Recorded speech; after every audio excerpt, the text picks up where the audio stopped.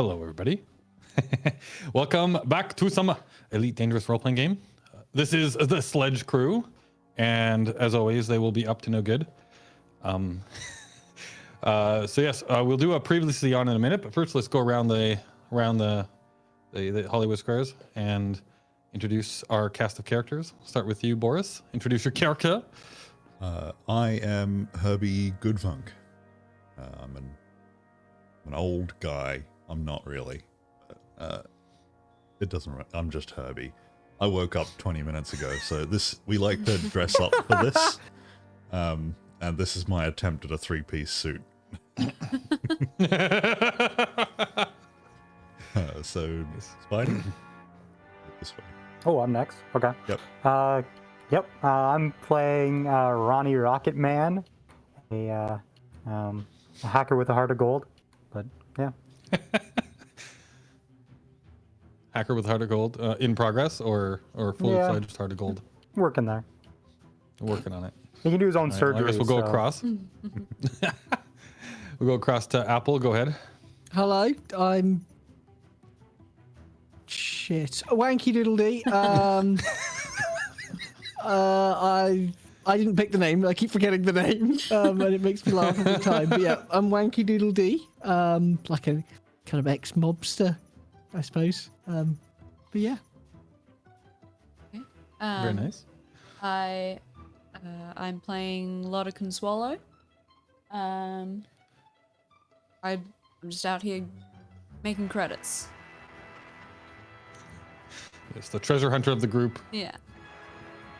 Finding treasure, making credits. If you can't, that's right. If you can't make credits off, it's not worth doing. Mm-hmm. All right, very nice. I see we lost Apple. I'm just plugging in my camera. I didn't plug it in to charge. I'm here. He's doing nefarious things in the background. So I'll give the quick recap. So previously on the Sledge crew, I wrote a little write-up, so I'll read this out and we'll see how well that goes. And I just stop reading it eventually. But the Sledge crew woke up the following morning and head out to the market district. Some of their I can't even read my own writing. So basically, last time. You guys got up. There was some discussion going on over breakfast, and it came out in that Herbie had no memory of this person that escaped from the warehouse scuffle the day before. That was put aside though for the moment because you had to go see Nora Russo. So you went to her place, and you learned that the surviving guard from that warehouse showdown died of a heart attack the night before. That Simon Hyde, aka Pretenzo, was singing like a bird the night before, but has no memory of the previous day's events either. As a result of that, Ronnie got a little nervous and looked over both Simon and Herbie, discovering that there were small puncture marks on Simon between two toes on his foot and on Herbie on his neck. Before Simon lost his memory, though, he did reveal that he was hired by somebody going by the moniker the Albatross. That Nora also informed you that this person, one, she thought was a myth, and two, there is a phrase for this, this boogeyman, whatever, the harbinger of misfortune. But learning that this person may actually not be a myth and is involved in this cargo, she wants nothing more to do with it and is trying to, offload it as fast as she can. You guys concluded your negotiations with her after she offered you a new contract, where good old Herbie managed to, what was it called? The honeypot or whatever? You swayed her to your side with your charms and managed. So you guys set up a new contract with her, but she's only willing to deal with Herbie now at the moment anyway. She will be sending you, Herbie, the details of where. So there's a poker game that's going to go on. She needs you to find a contact of hers, somebody that she needs to locate. She wants you to find them, tell her where this person is, and also, if possible, plant a tracking device on them. Her sources have revealed that this person will likely be attending a very off the books poker game. So once she has the details of that, she will send Herbie a message and let him know of those of the actual location and when it's going down.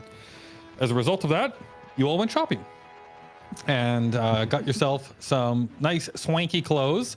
Although Herbie did not need to, because he was provided a very, very swanky outfit by Nora, which actually helped quite a bit in allowing the rest of you to actually get into the establishment, especially Wanky Doodle Dee, who was having more trouble than the rest. Yes, so now, though, it is about 2 o'clock in the afternoon on Sunday, the 2nd of January, 3302. You have emerged from your shopping extravaganza in the market district of Taigavazon City. It is a Coriolis starport in the Morgan system, and your ships have all been repaired, refueled, and returned to the docking berths. So we will start off with, you guys are all there. You do know that you need to go see Conrad Maddox to finish off the original job that you guys picked up a while back now. Technically, it's only been a day. But oh my god! Like in game, it's only been a day. Yeah, that was a very, very long day. Well, I guess like you're in the second, or I guess you're halfway through the second day now. But it's taken us longer than that in real time. But yeah, so you guys are on the station. Your ships are available to you. They've been repaired. They're refueled. You're good to go. You have Conrad that's waiting to see you guys to finish up that job. You're waiting for information from Nora, and the universe is at your beck and call. Can we go back and kill the people that have wronged us at the suit store? There's a first point of call, maybe? Well, you Just did an try idea? to throw a trash can through the window. But Oh, that that's didn't work. true. Yeah. Yeah, okay. Maybe it'd be best if we don't go back. Yeah. Do we want to go back and get money? Or will that be risk us being too far away when we get the message? You know that you guys are currently in like the system where Nora Russo is, I believe, is like only 1 or 2 jumps away from. So it would take you very little time to go back there. Interstellar travel, it takes about, like jumping from star to star, takes about 30 seconds, and then flying time within systems is dependent on how far away from the star you need to go. But you're looking at like, most of the time a few minutes to get where you need to go. If it's a very, very far destination, you know, maybe an hour or like half hour or so. But even then, like we're talking about, you guys can get around pretty quickly. So you would not be worried. And she also did say, and I'm gonna tweak it a little bit. Like I think when I said last time that it would be a few days at least before she had the location. But that I'm gonna tweak that a bit when we get to something a little later. You have more time than you think you do. So Killing time? sledging time. Yeah. So do we want to get in the ships and fly back to the place that we came from, that I definitely remember the name of? Yeah. And see if we can get some money? Yeah. All right. Sounds good. So yes, I can't remember if I posted a picture in Roll20 for your guys' little area of space. I probably haven't. I will see if I can throw that up for you in a minute. But yeah, so you guys are currently in the Morgan system. You need to head back to your home system where you guys started this whole adventure is the Savi system, S-A-V-I, Savi. And that is a single jump away, I believe. And it is, so yeah, about 6 let you jump. And when we do a jump, that costs a fuel, doesn't it? Yeah. So for... I mean, it's not really going to matter here that. because we'll jump and then immediately go to port and fuel up anyway. But Go to port and refuel. But yeah, it's basically like it'll cost you a ton of fuel, probably to get home. Right. If that's wrong, I'll fix it later. But I'll look that up while you guys are doing your thing. Right. Well, I guess that's what I'm doing. So if anyone else wants to follow, get in my ship.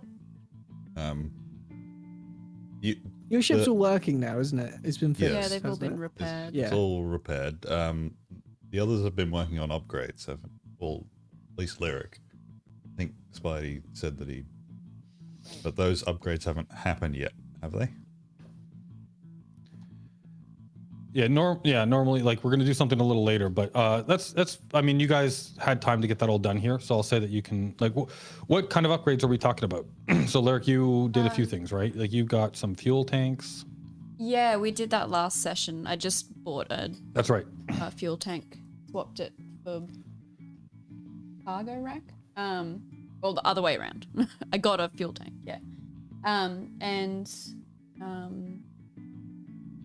The other upgrades I wanted to do were to swap out one of my pulse lasers for a burst laser.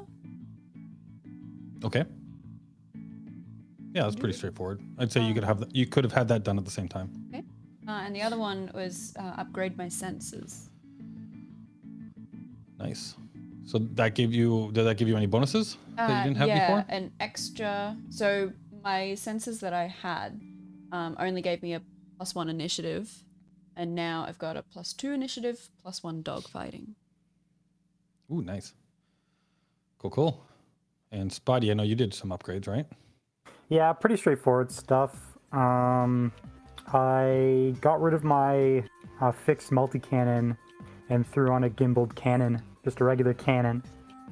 And then I grabbed a hull reinforcement package, just jumped that hull strength up a little bit. Okay, cool. And did anybody else do any ship upgrades? Probably not yet, huh? I just replaced my Galunga tube with a highly fluxing dog curator. So, if you could put that on mine. Got it. Yeah, that works thank for you. me. Was that a dog Yeah, called beautiful. Raider? Is that what- you just have a dog? Yes. I just got a dog. All right. All right. So I've just jumped in my ship, and we're headed off. Yeah. So how do you make a jump? Yeah, you're not under any duress. You're not doing anything. You're not trying to like fuel scoop off of a star or anything. You're just kind of like moseying back to another system and then docking at your home port where you met Conrad for the first time. So yeah, you guys just kind of like get out of the docking port, fly out of the station, get far enough away from the station that you are no longer on mast lock, and you lock on to the Savvy system. You link up your guys' nav computers, and then you jump together. And you spend 30 seconds in a little hyperspace tunnel of strange colors and like twisting, kind of like tunnel-looking area of space with odd noises, very, very creepy, and then pop out the other side at the main star in the Savvy system, and you can proceed to fly back to your home port, which I don't appear to have marked. But yeah, we know that that's where you started, or at least I do. But yeah, so you head back to your home port, and you can dock without any issues, and your ships will be refueled if without too much concern. And I believe it's just like 100 credits to top back up each. At this point, probably not a big deal for you guys anymore. I know at the very beginning of the game, you guys were like concerned about fuel because you had like no money. 100 credits was a lot when all you had was 1,000. All right, are we gonna just head straight to Conrad? Yeah. First, I'm going to go over to Wanky's ship. Oh, And meet his new knock on the dog? door. Yeah. what is it? No. I'm talking through my door at you. I haven't opened it, like it's Herbie. instinctively. It's Herbie. I want to see What? Raider. I'm just going to open the little dog flap. He can come out and see you. There you go. So then I don't have to see you. Right, I've patted Raider and ushered him back through the dog flap on your spaceship. So I've got like a locking bolt, so it's fine. Okay. Right, well, I'm happy with that. So I'll head back to my ship. Put on my normal clothes. Are we gonna go in our civilian rather than our suits, or do we want to just stay all dressed up? I think I'm going to wear. I've thrown away my other suit, and that was the only other clothes that I had. So this is it for now. Well, I hadn't put my fancy dress on yet, so okay. I'm just still in normal clothes. Well, I guess that means I'm gonna go in the. Or do I just wear like my suit top and then a pair of shorts? Just an average? To balance out, yeah. I think for the first time, I've been wearing a robe dressing gown this entire time. So I think for the first time I'm going to get into some fairly normal, whatever normal space clothes are. Space Sounds jumper. good. Yeah. Just a very boring attire. And then I'll be sort of waiting for the others, tapping my feet. But both of them. All at the same time? Just like a penguin?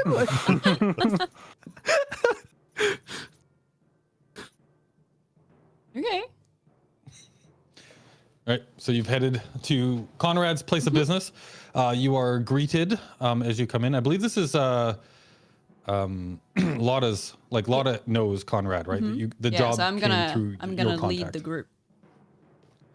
All right, so you come in, and it's he's got it's not a fancy place. Now seeing Nora's establishment, you for sure her kind of like setup is. Better established, I guess you would say, and more upscale, right? Whereas Conrad, he definitely has a more working man's approach to his establishment. You kind of go in through the front door, and it's just kind of like there is a bit of a receptionist, right, that looks up at you and he's in the back, and he's got a little office down the hall off to the side, nowhere near as nice as Nora's place, but it's comfortable. You know it. As you enter in, like the door is open, you walk up, you see him sitting there behind his desk. As you walk in, he looks up at you and he's like, my favorite people. How are you all doing? We're pretty good. A few unexpected things happened during our journey, but Severely lacking credits. yeah. I heard that there was some prizes, but I knew I hired the right team for the job. we You got it all all managed sorted. to take care of it. I hear Nora's happy. She is. Nora's happy. I'm happy. Great. That's what we want to hear. If you're happy, we're happy. Yes. Well, I did have a nice little chat with her, and she persuaded me that you were entitled to the bonus, to the get it there quickly, even though you didn't actually get it there quickly. But there were complications, and I understand. So I will make good on it. Excellent. That's what we like to hear. So he will transfer into your account the final payout, which was another 200,000 credits, which is 50,000 each. So you can each just add 50,000 to each of your sheets.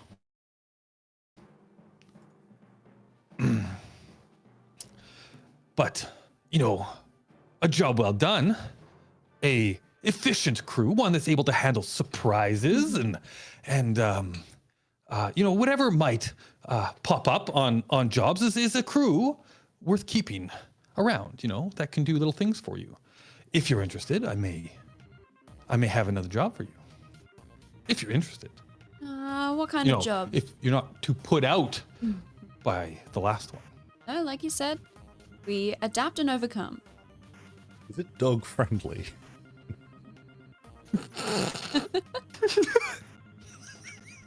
Have I just stolen like an old man stray dog like off the street? Just his only companion in life. Oh, we're leaving. I'll take it. I don't know if dogs even still exist. You'd need a little Space dog dogs, do you? spacesuit. Oh, yeah. Yeah. Oh, we need to get a spacesuit. A dog suit. with four little magnetic boots so that you can walk around in your ship without floating around. There's like the Hell weird yeah. dog walk when you put Yeah, like the boots big... on them.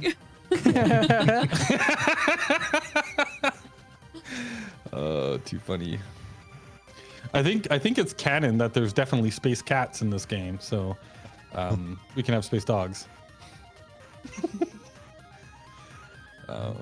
Sorry, Get yes. him a little three-piece suit. To come. I'm just going to Definitely, I'm going to assume that while Lotta is having this very businesslike conversation, that in the background the two of you are talking about Wanky's dog, and, and I like that I just have a Conrad dog kind of like now. looks does that thing where he kind of like looks around Lotta, right, to see the two of you in the back having this not heated but like exuberant a conversation about this dog, and he's like, something you want to share with the class?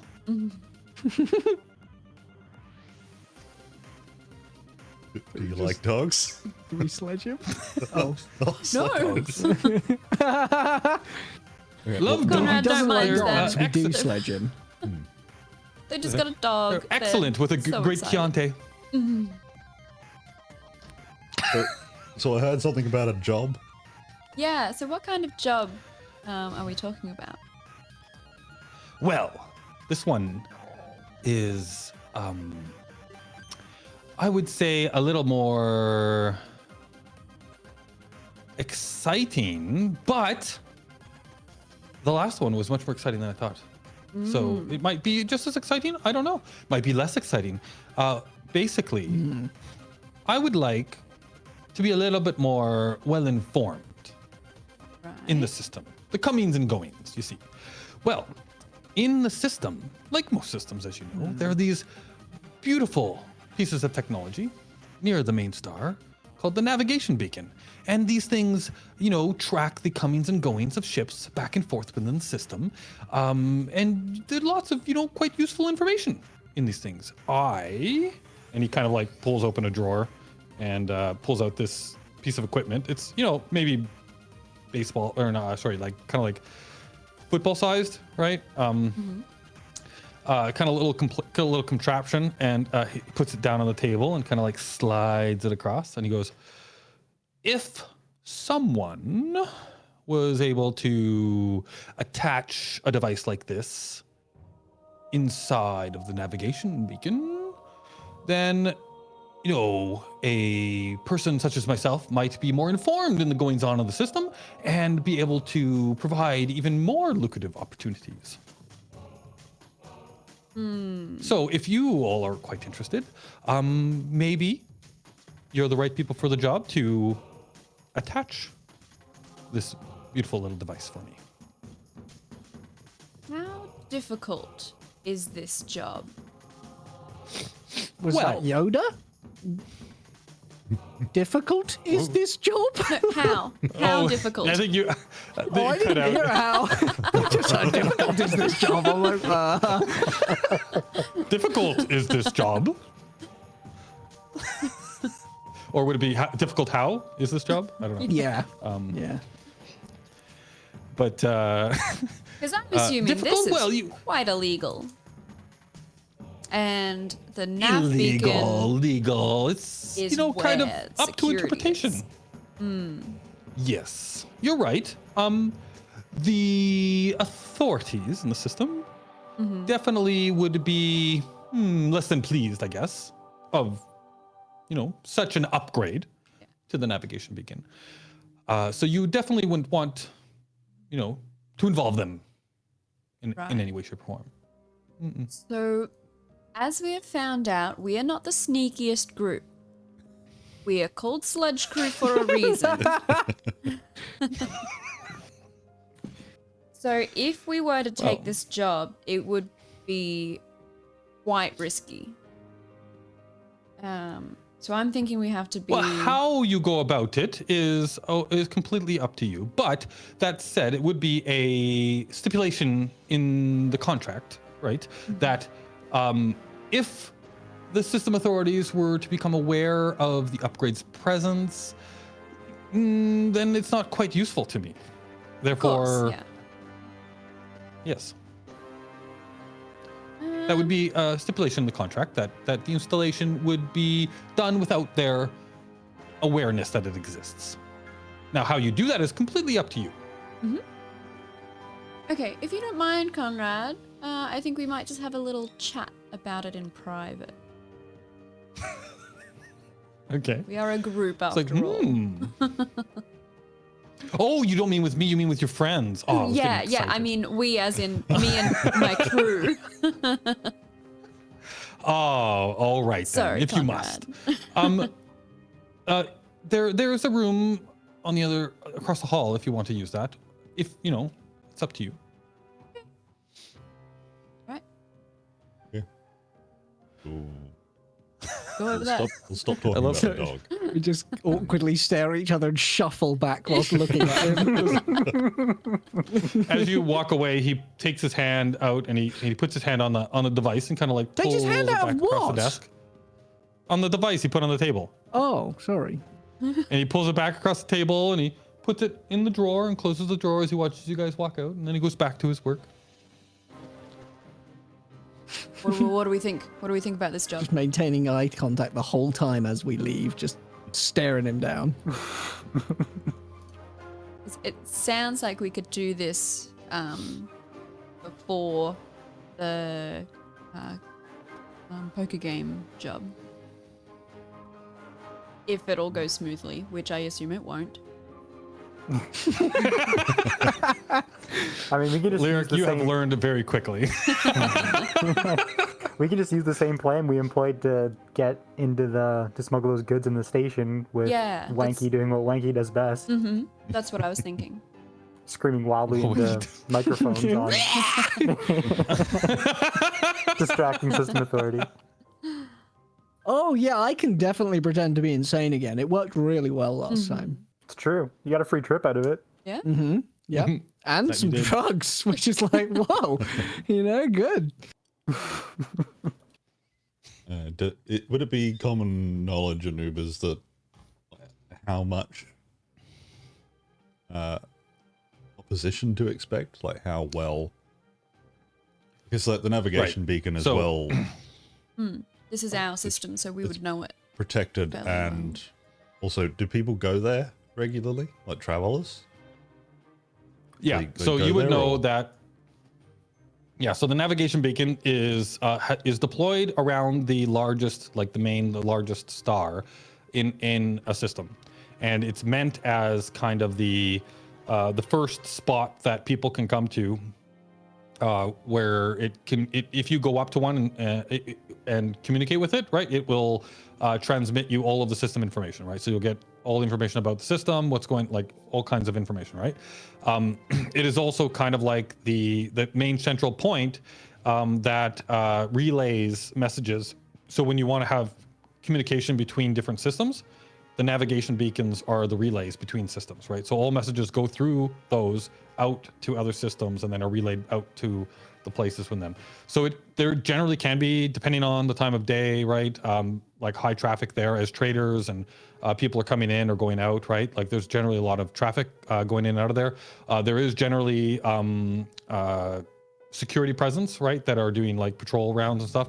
But again, depending on the time of day, like just like a normal kind of like police thing, right? Like the groups of security will go in, kind of like patrol, and then leave and come back, and right. So they're probably on some kind of a schedule, right, as defined by system security, and also if there is like known criminals, or if there is like a battle going down, or like things, security can be drawn away from normal patrol routes because of other events that are happening in the system. But yeah, it is a high traffic area, both for security and for legal citizens, as well as like pirates and stuff, right? Like the pirates will lay in wait sometimes in those areas too, knowing that traders will come through, right? So they might also be staking out an area, waiting for the security to leave, and then pounce on a trader that looks like they have some tasty cargo. So yeah, you would know all of that. And savvy, I'm just trying to see if I actually wrote down if it's like a high security system or not. But I didn't. But you would expect that savvy being kind of like a bit of a higher population, it would have higher traffic rates and stuff of that nature. But all of these things could be discovered. And with this job, because I don't know how the nav beacon works, would we have to get out of our ship and do this, or do it from the ship?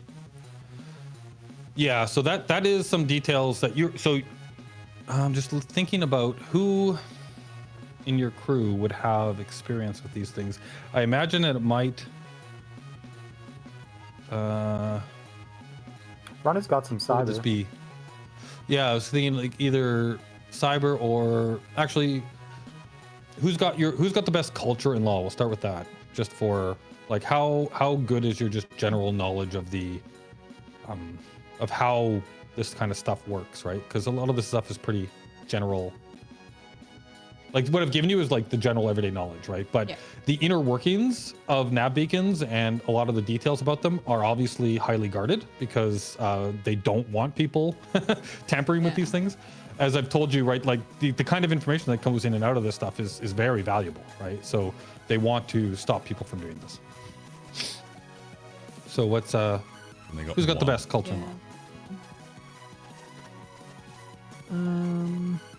My document has just frozen, so I don't know what mine is. I think I had an okay one. Culture and law, I've got 2. 2. Okay. I will say, Wanky, go ahead and roll me a culture and law, but give yourself an extra +1 because you're all kind of like discussing this. So maybe like it's kind of like an aid situation where you're kind of like talking about this and maybe something will pop up in your minds. Oh, that's a decent roll. Oh, it actually is a 10, right? Though, because wait, you said you rolled an 8 and you had a +1. I thought you said you had a +2. Oh, did I not add it? I swear I did. Or have I done this wrong? Oh, I did this as just a normal D10. I'm so stupid. Sorry. There we go. There we go. Well, okay. Now on the second one you rolled a 1, but we're gonna take your original roll and just apply your proper. Okay. So yeah, so you rolled an 8 and it would be +2 normally, but because you're working as a group, I'm gonna give you a +3. So you actually got a 12 on the roll, which is in a D10 game, quite decent. So you know that. Like, as you guys are talking about this, right, you kind of like remember some stuff you've learned in the past. Maybe actually this makes sense for you too. Like maybe this is kind of like information you learned about when you were getting into politics, right? And you were kind of like privy to, well, how, you got a little bit more information about how nav beacons work because you might actually have been a governor, right, in a system before shit hit the fan. But so you might have been briefed in on some of this stuff. Yeah. But basically, that these navigation beacons generally are quite well, like they're not watched entirely like a lot by system security. System security is more patrolling the area, looking for pirates, making sure traders are coming and going without any issue, unless they have reason to believe that a navigation beacon might be compromised, right? But generally speaking, they don't pay a lot of attention to them unless they feel they need to. Okay. The other thing, though, is that nav beacons are generally very difficult to interact with, right? Like you were told once in a conversation that you can't access any of the inner workings of a navigation beacon from the outside. They are a large size, like ball-like structure that is floating like as a like a probe, almost like a large probe, right, in space, kind of like orbiting around a star. But to do what Conrad is asking you, you would likely need to gain access to the interior of the probe, and it would likely involve a spacewalk. There's no docking ports or anything like that on it, right? You would need to probably fly up to the thing, find the entrance, make your way in somehow, right? Like hacking through or accessing it in some way, shape, or form to get into the interior, where you could find the appropriate panel inside and place the device, right? You don't have detailed schematics, like you were never provided with that kind of information, but Sure. you do know that that would be likely the way to do what he's asking you to do. Okay. Do any Okay, of so us that's not have easy. skills would Ronnie? would be good in this situation? Yeah, I'm assuming Ronnie might. Yeah, like I got a bit of cyber, which is that kind of like mechanical stuff.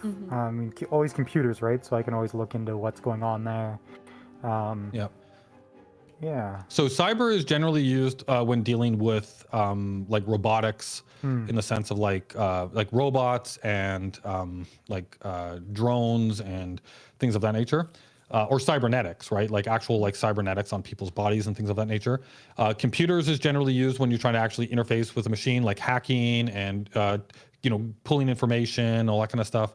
And then the last one is security, which is quite useful as far as like knowing how things are set up from a security point of view, right? Like what are like the patrols like, getting that kind of, like if you have that kind of knowledge, but also like if you were to look at a schematic of, let's say, a navigation beacon, your security skill would allow you to spot maybe like countermeasures that were meant to stop people from like interacting with it, stuff of that nature, right? Cool. I also have a bit of security, so Yeah, I have some security. Okay.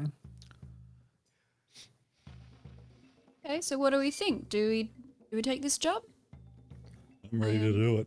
Well, I have some more questions for Conrad Okay. to Probably see if we can make it a bit easier on ourselves. And we haven't discussed like terms, payment, that kind of thing. should get half up front again, like we always do, Yeah. Yeah. just in case And- we need to leave. we should try to have like a stipulation that if all or any of us are space arrested, that he pays for us to be bailed out. I don't know if he'll agree Oh, to that, wow. but it's worth a I'd shot. love that. That'd be a very good failsafe. Yeah. Would you like me to seduce him? Yes. I think you should. I was Blow gonna some say kisses no, at him whilst we're in but this room. if you really want to, you can try. It only works if we're compatible. Yeah, I don't know Conrad's sexual orientation. I'm sorry. Yeah, and you would be the only one that would. Yeah. Everybody else hasn't dealt with him enough yet. And I keep I it don't know purely what professional. what would that be if you? Yeah, actually, make me an insight check. Me? Okay. Yeah, make an insight check. Insight. That's for like the ability to kind of like read people, Yeah. all that kind of stuff, right? And you've dealt with Conrad a Yeah. while, here and there. So 8. oh, I'm not looking at the right screen. All right. Just got a problem to deal Yeah, with. so, I mean, but with- I think you guys can handle Okay. this. Then I'll be back in a minute. All right. All right. Oh, okay. Yeah, you kind of like thinking back on your interactions with him in the past and all that kind of stuff. You get the impression that he might not be amenable to the wiles of Herbie. All right. That's tragic. That's so sad. I wanted. Who knows? Boris Who to knows just who else you seduce his meet way in the through world? But they entire might be. But game. Conrad himself is not, alas. That is sad. All right. So do we That want doesn't mean you can't try anyway. So do we want to go chat to Conrad? Yeah, I think Sounds so. good. All We're right. pretty happy, aren't we? Head back into the other room then. All right. So he is kind of like sitting there, looking busy. And as you come in, he looks back over at you and gives you his full attention. He's like, have we made a choice? Are we interested? We are interested, yes. But what kind of payment are we talking about here? Oh, straight to the nitty gritty. I love that about you. Well, let's see here. It is a fairly, fairly high risk job. So I would say that I would be willing to pay your crew 500,000 credits to get the work done. Okay, that sounds pretty good. Our methods of this kind of job are maybe a bit riskier than other crews that might be willing to do this kind of job. So we were wondering if first we could get some of the money. Half is a lot of money, I realize that. But some of the money up front, and if it's possible, Lolly, you're doing really well. if it's Just gonna whisper possible, that in your ear. because we generally use a distraction method, distract security, so that some or any of the rest of us can go in and do the actual job. Sometimes distractions go badly, so we were wondering if you would be willing to pay any fines that might come up with maybe an arrest, that kind of thing. His eyes go wide for a moment. He's like, Lotta, you're saying there's a lot of words here. First of all, how you accomplish your goal, not my business. Do what you please. If you prefer some methods and other crews prefer different methods, doesn't matter to me. As long as you get the job done, and you get it done per the stipulations of the contract. And getting arrested while doing this type of job might give away that the beacon itself was tampered with, which would null and void the contract. Well, that's the thing. So getting you out of jail seems Lauder, it's not going so well. So at this point, what Thanks, I'll say Mikey. is, why don't you give me a I guess this would be a diplomacy roll? Can Wanky help me? Because he's been whispering. Oh yeah, I've been whispering Whispering in lots my of ear. important things. So I think there's at least a +1 there. Right? He's been whispering in your ear. Yeah. And he is what wearing a nice is- suit. Yes. Oh, yes. Beautiful suit. What It's just a shame what about would the you face, say? really, isn't it? So what are you doing to help? Just kind of I'm give just- you encouragement. Oh, Yeah, words of very encouragement. important hints on what I'm observing. Okay, it's not going well, or it's going well. I think that's very useful. So that's what I've been doing. Okay. I'll also maybe because you do have a bit of knowledge about navigation beacons, and you realize kind of It's the first time anyone's ever said that to me. Yeah. Yeah. So you can provide maybe some bits and pieces here along the way. So sure, I'll give you a Okay. +1 on that. Go for it. How did we do that? Yeah.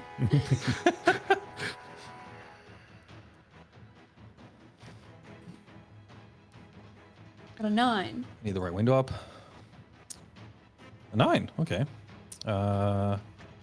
So he looks at you and he's like, well, legal entanglements. You have to understand that would be, in a different type of job where being caught wouldn't be so catastrophic to the situation. I might be amenable to such things in the future. Obviously, if you keep performing well for contracts that we work out together, that might be something that we can talk about in the future. But I would be amenable. I understand that a job like this might require some time to plan it out, make sure that you've covered your bases and you know what's going on, right? Like what you're getting yourself into and how you want to approach it.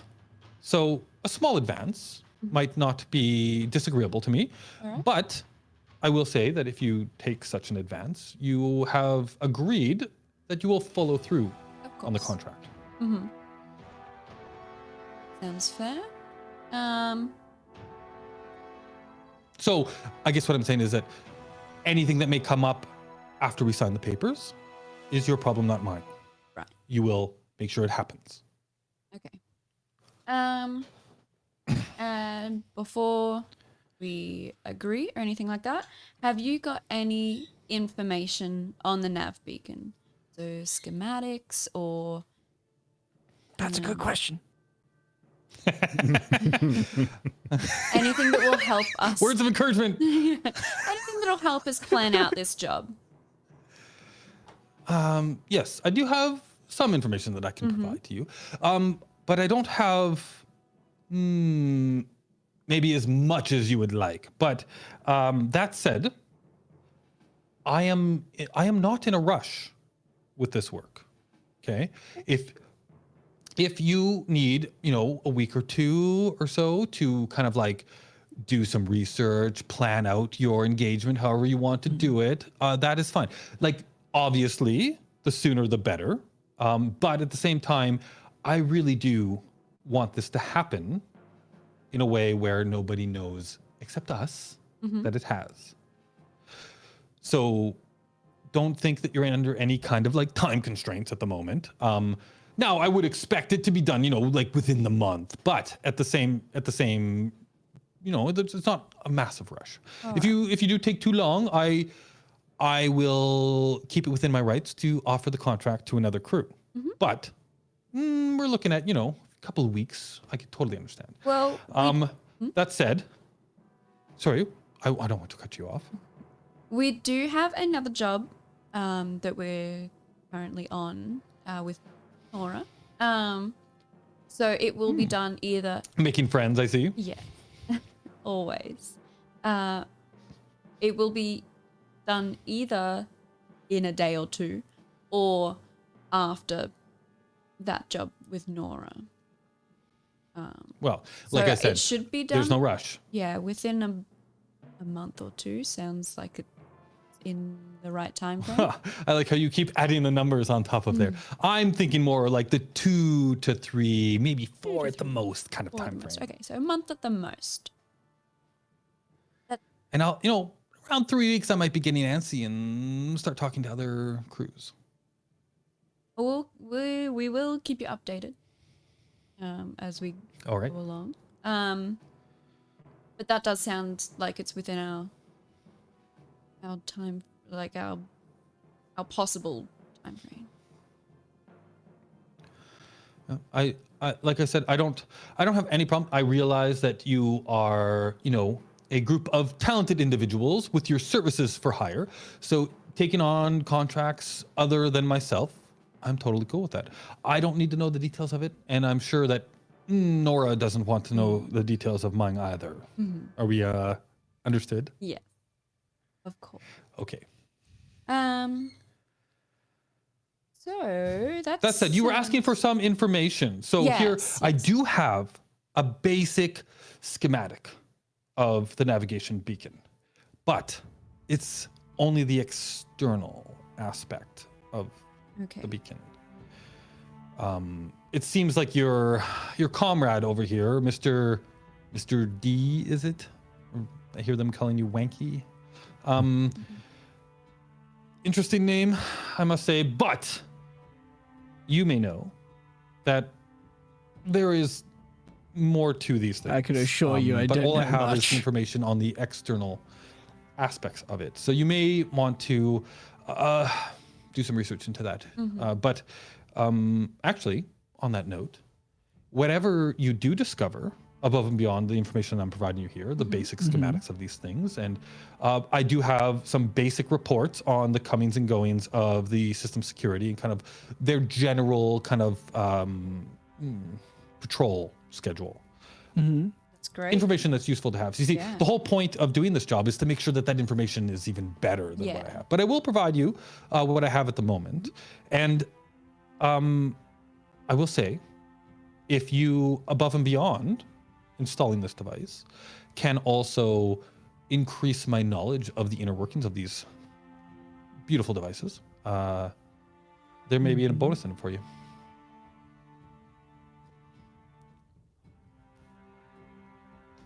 That's good. Yeah. That's really good. Yeah. Thanks, Wanky. So would you have any contacts that might help us get some more information on the nav beacon? Well, you see, if I had the contacts that could get me more than what I've given you, I probably would have used them. But that said, Makes sense. there might be somebody that I like. There is somebody that does different kind of work in the system. More on that, more information, is their commodity. Whereas I do other things. But I wonder if this person might, how should I put this? Them and I are not, strictly speaking, on good terms with each other. Right. So Well, we don't have I would to... suggest maybe you not tell them that I recommended, Yeah. but if you could find your own way into the good graces of this person, they might be able to help out finding more information for you. Sounds good. Yeah, because we don't have to, mention your name at all. We can pretend that we don't know Alright. you. Yeah, that's really good. He Very takes a diplomatic. small little data chip out of the desk, plugs it into his computer, does a little type, pulls it out, and then he just pushes it across the table to you. Oh. The contact information that you need is on this device, Lata. Again, you can mention my name if you want, but it probably won't help you. All right. I will give that Ronnie. You can have that. Pull it straight off. I like it, utilizing the strengths of your team. All right. So I think. Does anyone else have any questions? No. Yeah, we're ready to roll out. So this advance. Oh, right, the details of the advance. Just, I was gonna go with 10%. If you would like to change that, you could do like a charm roll to see if you could get more. Or seducer. There is a risk though that you could get less if you roll badly. Sleep with him, Bars. Get us the 50%. Okay. Your microphone's not on. It costs 4 karma every time I do that, though. And I don't have much karma left. And you're not compatible, I don't No. think either, so it'd be a ballsy move. Yeah, And still it like might to try. just pay off. No, I don't know. What is 10%? 10% of 500,000 credits would be 50,000. 50,000. That's enough to get by until we finish. It's the not job. zero, is it? Yeah. You know? It's not zero. If we didn't You're do the right. job, we got 10 grand. Like, Mr. No, if D, we take this ma'am, job, we're is doing this impeccable. job. I'm not losing Conrad. Yeah, you know that like Conrad has been a very stable kind of like contact for Yeah. you, right? Yeah. When times were tough and work was dry, Conrad was always able to kind of like get you enough to keep going. So you have a decent relationship with Conrad. At least Lotta does.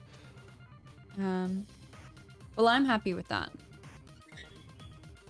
Everyone else is. All right. Well, then he will offer you the he will pass to you another data chip, and you notice that this seems to be an MO for him, right? Like, so you, like knowing that you needed to come back here and talk to him again to finish the contract, you needed to like every time that you guys do a transaction, he's always passing you a secure data chip. He doesn't seem to like to talk over or send information or whatever over communication channels, right? He always seems to do it via these physical devices. All right, and I'm gonna hold on to that one. Nice. But of course, it goes into the It's group like, account. here, Ronnie, here's some work for you. I will take this one. All right. We'll go get started then, Conrad. Excellent. It's always a pleasure doing business. If there's with you. anything I can do for you, you let me know. But hopefully it's smooth sailing. And I will. I guess I can tell you that once the device is installed successfully, I should know pretty quickly. Of course. All right. Bye. Toodles. Did you just yell that straight in his face in the middle of the Just like conversation? it didn't move back at all. No, it was like an awkward pause, and we're just all looking around. Just staring at him intently. All right. Good day to you all. So as you vacate his office space, you reemerge back out into the business district of the system you're at here in Savi. And at this point, I will say that we can do now what is called Between Adventures, if you would like. So basically, the way this works is you get a little bit of downtime.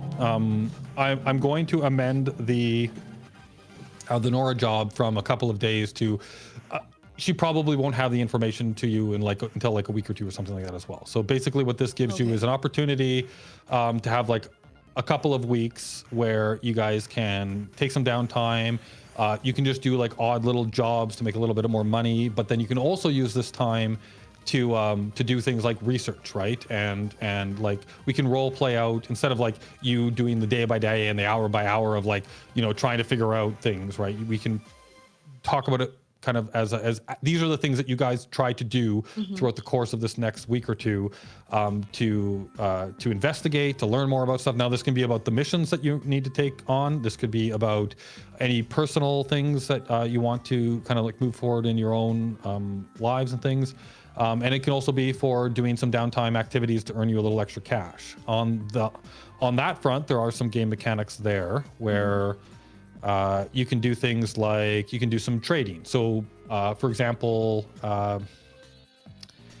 Herbie, you have like a trading ship, right, with some cargo, probably the most cargo of the crew. But you could, like, in your time, take over the next couple of weeks, right? You could do a bit of trading, moving cargo from like station to station, earn a little bit extra money. So there's like some roles that you can do for trading. It's based on how much cargo size you have. There's also asteroid mining. None of you, I don't believe, have any kind of mining gear though in your ship, so that's probably not an option at this point. You can also do some exploration, kind of like going out into the black, surveying some planets. Again, I don't think a lot of you guys actually have any kind of exploration equipment in your ships though. And then the last one is like bounty hunting, right? So you could actually go out and, find wanted people in this system or other systems and, earn some bounty vouchers and earn a little cash that way. So there's some options you have during this downtime as well as obviously any research or investigation or any personal storylines that you would like to advance. So I'll leave that to you guys to kind of like discuss and let me know what you want to do.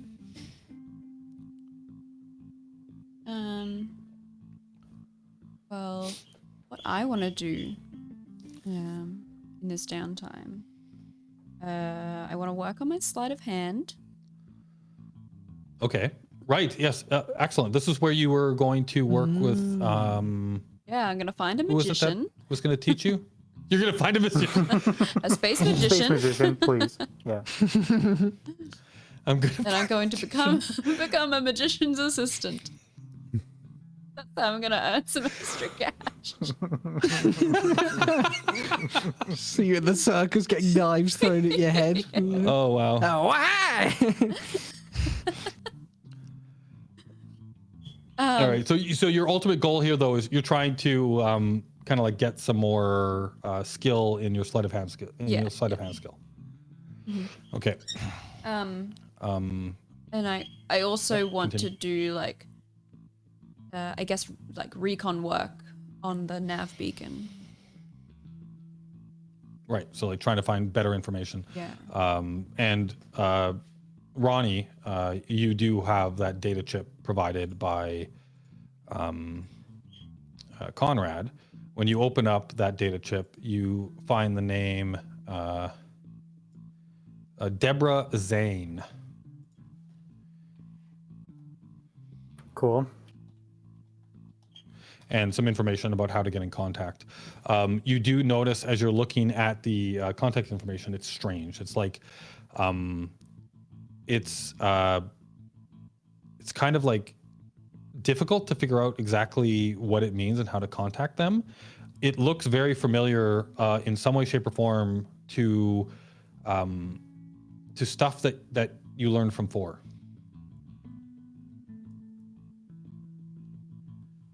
Okay.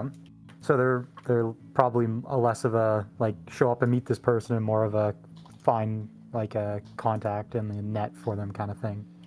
Right. Yeah.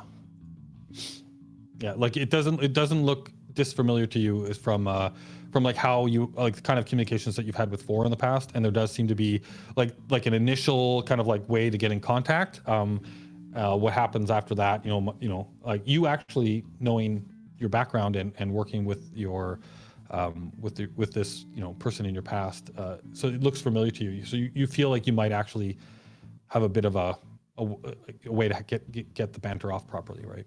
Okay, cool. But yeah, so you have that. So right now we've got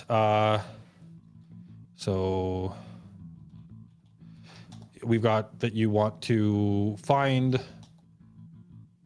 contact to help you increase your sleight of hand, right? Mm-hmm. Okay. And then also do some research into research. I'm just writing this down so that I have a list of things. Research into the nav beacon. Yeah, and I think like Ronnie will probably spend a bit of time like before contacting Deborah, just like doing his own kind of digging, see what he can dig up, just to kind of like maybe try to get into a couple more secure sites or whatever, or try to run down some blueprints that might have been from the manufacturing facility and shit like that.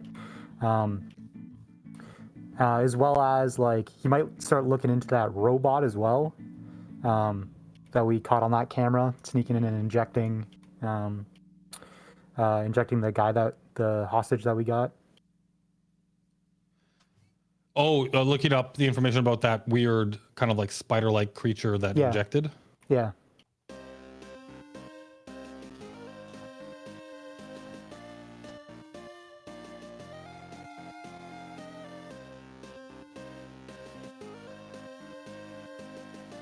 Okay.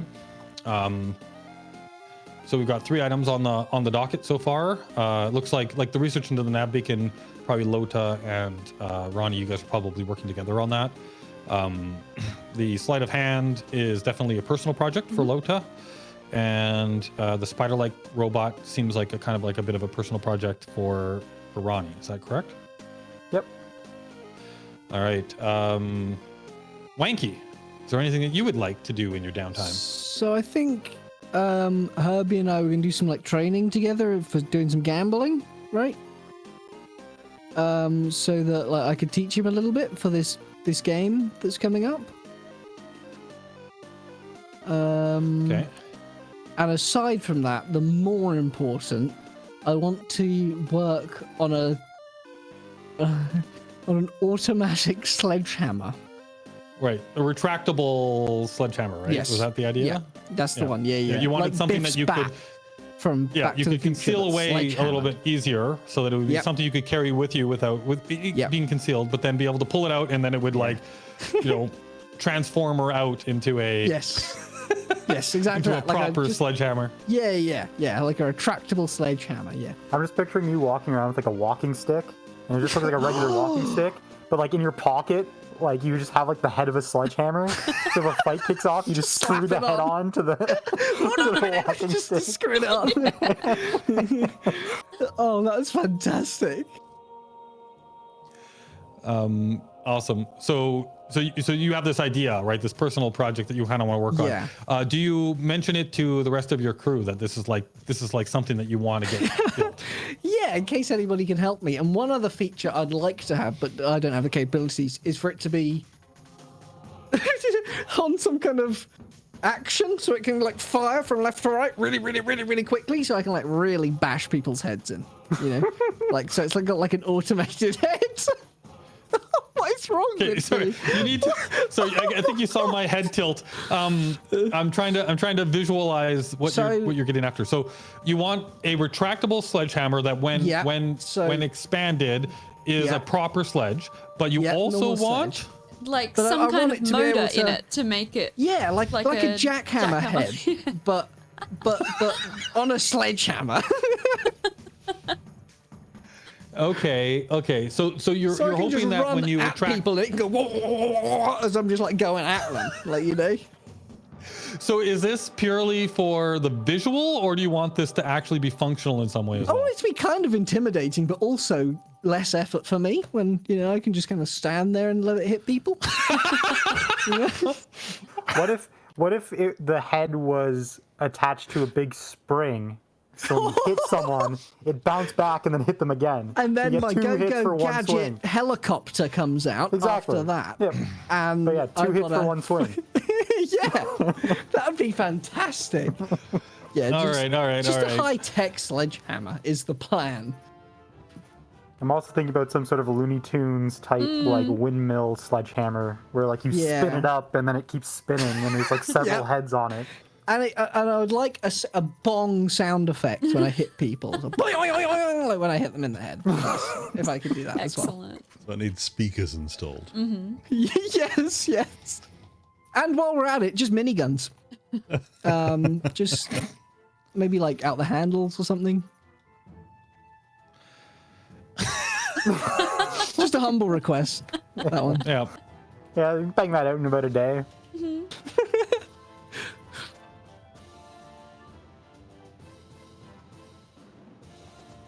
Okay, I made some notes. I'm so sorry. Just so you know what I wrote down is like retractable sledgehammer, some kind of spring action to get 2 hits with 1 swing. Also some programmable sound effects and some miniguns that spring out or that come out of the We handle. can scrap the miniguns. I think we can scrap the miniguns. That That can be next Left week's the job. line. You know? Well, you can ask so you're obviously what you need to do here is you'll need to find like you do not have the skills to build this thing, right? Of course. I would I imagine don't have any. I would imagine that you probably reach out and talk to Ronnie about this for sure a little bit because you know that he's like he's good with computers and kind of things like maybe not mechanical stuff of this nature, but maybe he knows someone, right? In either in Lotta's or Herbie's background, I'm just trying to remember. Like, you guys probably don't have like. Do you think that there'd be anybody in your history where you would know, kind of like, engineer type people that could construct like custom weapons and things of that nature? Criminal family? One of my backgrounds A criminal is engineer. family that's. I don't know what kind of criminals they are, but they might be sledge related. Okay, right. So you do. That's right. You have a criminal family. And sorry, Wanky, what was that? You said you were an engineer in the past.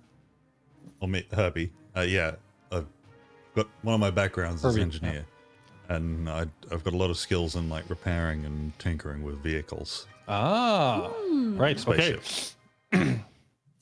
So as Also, the three of you, spaceship dealer. I don't know if that'll help.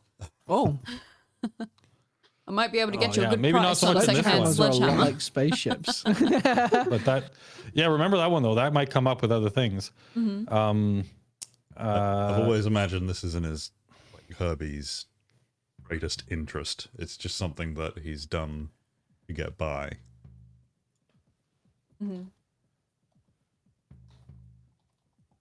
So Herbie, you you know, like as you guys are talking, you do know, you remember somebody that you worked with back in your days as an engineer. You worked with somebody who was like a kind of like what's the right way to put this? Like, kind of like a hobby enthusiast who liked to tinker, right? Somebody who would like to build like odd contraptions and things, and was like, as you were getting out of that particular industry and heading off to like become a radio announcer, like, you know, when your political aspirations kind of like overwhelmed you after what happened with your family and things, you kind of like left that old world behind and became a radio announcer to spread the word. But you remember somebody from your past that was tinkering a lot with things and was definitely, you know, messing with weapons as well as just, you know, any kind of thing, right? Like they would mess with a lot of stuff. So there's somebody in your past that you do know. Matthias Kruger is somebody that you know of in your past. Might be somebody that you want to reach out to that might help in fulfilling Wanky's desires. Oh, that sounds really bad. I only want to sledge people. Like, come on. But yeah, so you, I will say that you definitely have a contact that might be able to help with that particular project. So at the moment we've got Lotta wanting to work on her sleight of hand. We've got research into the nav beacon. We've got research into strange spider-like robot that injected Herbie. We've got gambling training where Wanky is going to be teaching Herbie the tips and tricks that he has about gambling. And then we've also got a personal project for Wanky about building this amazing retractable Swiss Army knife sledgehammer. The retractable Wonder Hammer. Oh my god, I'm gonna write that down. Retract. I love it. Herbie, is there something that you would like to do personally in your downtime? Is just sleep an option? No. Well, Yes. So at the end of your 2 weeks period with Wanky. Yeah, I'll. that's definitely something that you guys will be doing. But Yeah, I'll learn gambling. I probably want to be picking up great. Like, I want to make my ship a little bit better for hauling. So, going to start looking into. I mean, this is partially out of character of me as well. I've got to look into how to actually upgrade the ship. right, yeah. But maybe in order to fund that, I might do some trading work. Right. Run some cargo, be a truck driver. But I'm not quite sure how to start this. I want to either my home world or a world nearby. I want to start gathering any information I can about rebellious groups. These are Federation worlds that I want to make not Federation. That's a long-term plan. So I've only just started this. So yeah, it'd be whether it's just the Federation world that we've just left, or I don't know if I want to work on my home world yet. So like I'm recognized in those parts, so I don't want to go back there yet. But I want to try and link up with any sort of anti-Federation groups that exist on a nearby Federation world. all right, anti-Federation groups.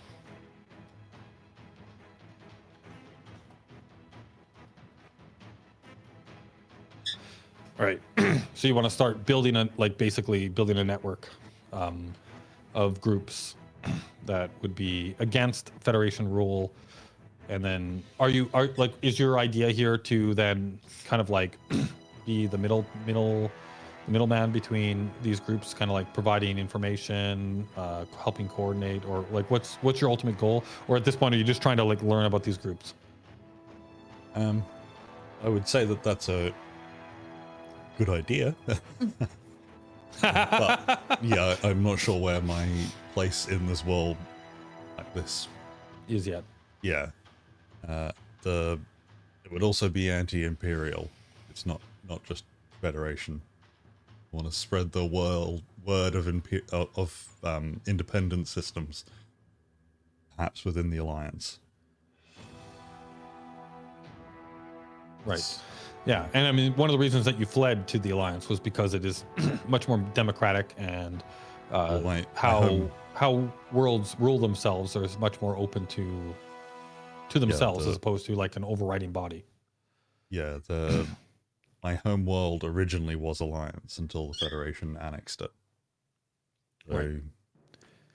And slowly cut off my ability to do what I was doing. Okay. So I'm trying to make it that again. But in the meantime, very cool. I'm just making money and doing whatever job comes my way. This is going to take a lot of money. Okay. So let's kind of start. Let's start with maybe kind of like the money activities that you guys do. So Herbie, you wanted to do a bit of trading, right? Yeah. Okay. So safe trading, you can, so how much cargo, what's your current cargo size? Like how many tons total can you put in your spacem ship'em? What have we got? 30, 60, 70. Oh, that's a lot. 16. Yes, it is. 18. I was reading the strengths, not the capacity. So you get a total of 18 tons of available space? Okay, what is your trading bonus? So your trading bonus definitely comes into this. Okay. Just trying to find where that Not is. the score, but the bonus. Yeah. So it should be on your character sheet. Character sheet. Well, that'll help. It's an intelligence. A 1. Right. So that might be something if this is kind of like your way of that you would like to try and make money between adventures, that you might want to work on that in the future. So you've currently got a bonus of 1 in that. All right. And then, okay. Can you roll me a D100? So to do that, I don't think I gave you a D100 dice roller, but you should just be able to type /R. Oh, you figured it out. Never mind. Thank you. So 58. Let me go to my little cheat sheet here. You rolled a 58. So that is profit. You will be earning 1,000 credits per ton. So basically, the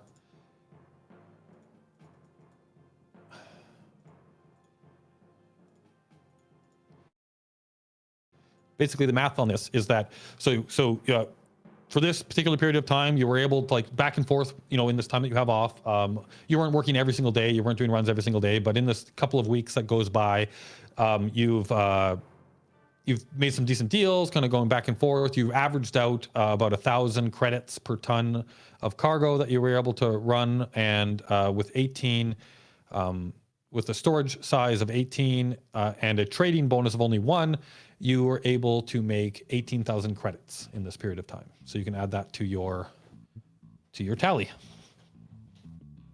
The math there for future reference is the profit per ton, which is rolled on each time, multiplied by your trading bonus, multiplied by your cargo capacity. So for example, if your trading bonus was 2 instead of 1, you would have made double that. Okay. Yeah, I didn't quite know what trading meant when I did the character sheet, so probably would have made that a bit higher. So that's what that's about. But also, like, the trading skill too can be used during roleplay or during gameplay, right? As well as, so like if you pick up a mission where you need to like move cargo and all that kind of stuff, like your contacts, your trading skill would help you kind of like knowing who to talk to, how to get stuff in and out, all of that kind of stuff as well. So is there any profit-making activities that the rest of you would like to do above and beyond your other things like personal projects? Does gambling So count? I think right now your options are trading and bounty hunting with the current loadouts that you guys have on your ships.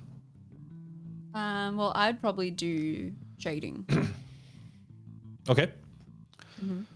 So yeah, we'll do the same calculation for you. So Wait. so yeah, roll me a D100. Oh, 96. Yeah, you got the maximum that you did really well. You found good people to sell to on this run. So your base per tonnage is 1,500 instead of 1,000. What is your trading bonus? 2. And what is your cargo capacity? Total tonnage.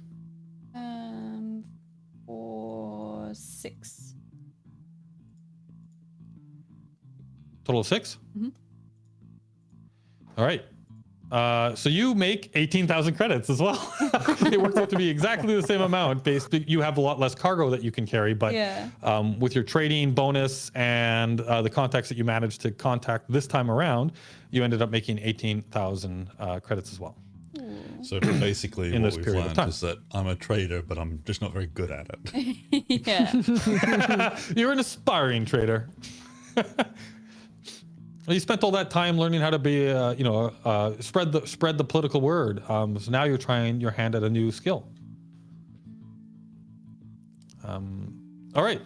So Wanky and Ronnie, what would you like to do as a money-making activity in this period of time? I will probably do some bounty hunting. I think that's best suited for my sledging capabilities. Okay. So in bounty hunting, we have a couple of things that we need to do. So, okay. So I made myself a cheat sheet for this. So calculate your weapon points. So what do you have for weapons? You're gonna need to look at your spaceship sheet. On my spaceship sheet. Spaceship sheet. Okie dokies. Yep. What am I looking at? All right. What kind of weapons do you have? Small, I'm assuming small weapons? Small, medium, large? Yeah, small. Just small. Okay. So calculate your weapon point. So how many small weapons do you have? I have 3. 3. Okay. So you get 3 points for that. 2. Okay, now I need to do 2 skill checks. So give me a spaceship piloting and a. Oh wait. So yeah, we want to do a spaceship piloting and a spaceship weapons. But before you do that, we have to. Yeah. Difficulty is risk number. So you have a choice. Would you like to do low risk bounty hunting, medium risk bounty hunting, high risk bounty hunting, or hazardous risk bounty hunting? Oh wow! It goes to hazardous. Oh, Now, could I get FYI, injured? just so you know, I want full disclosure. Okay. There is a possibility that you could destroy your ship in the process if you do very, very poorly on this. Oh wow! That sounds very exciting. No, I'm gonna go with very low, mainly All right. for effort, more than it is because I'm very lazy. Okay, so we're gonna go with low risk for this run. Yeah. So now what you need to do is give me a spaceship piloting check first. Yep. Oh wow, that's an 11. Okay.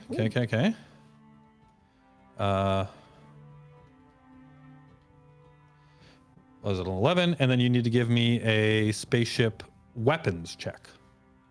Okay. And that is a 9. Okay. Pretty good. All right, so we're gonna look at the low risk table.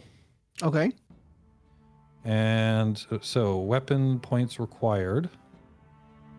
Oh yeah, you have 3 points. So you can do. Oh, actually, you're not even able to do. So the way it works is you calculate the number of weapons you have, and then you have to beat a threshold for risk.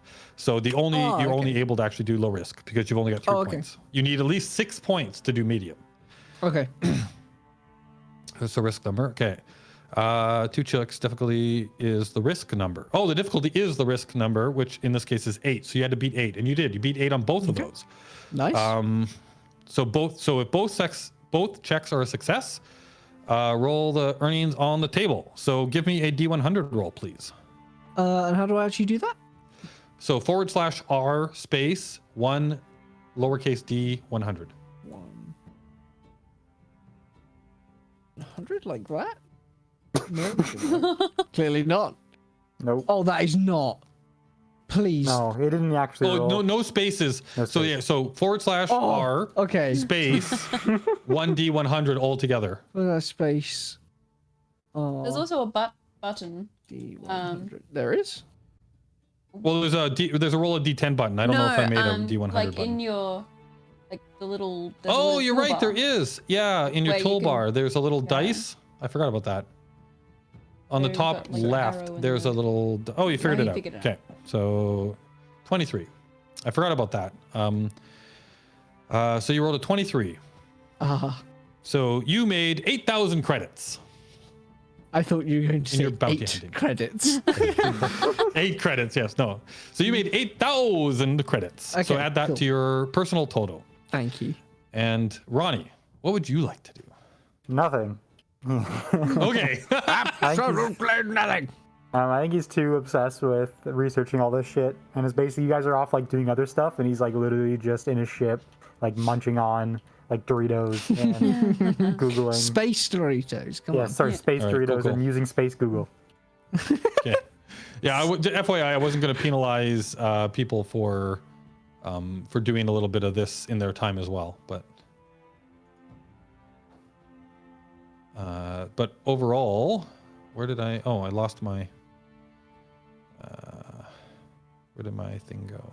Okay, there we go. So that's kind of like the kind of like money making in between adventure stuff. Next, we'll kind of like go into your downtime and talk about all of the kind of like little research projects that you guys want to do. We'll do some rolls. We'll figure out get some information, get some projects started, and then we'll finish downtime. But we are at break time, so why don't we take a break, and we will come back in what do we do? 10, 15 minutes? What do we do? I don't know. 5, 10, 15, somewhere in there.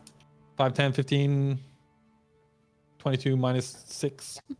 Roll a D100. All right, we'll be back in a little bit, and we will continue finishing off our little we'll get into some research next and figuring out some information. You're basically planning out your missions and your jobs and all that kind of stuff. Cool. Talk to you soon.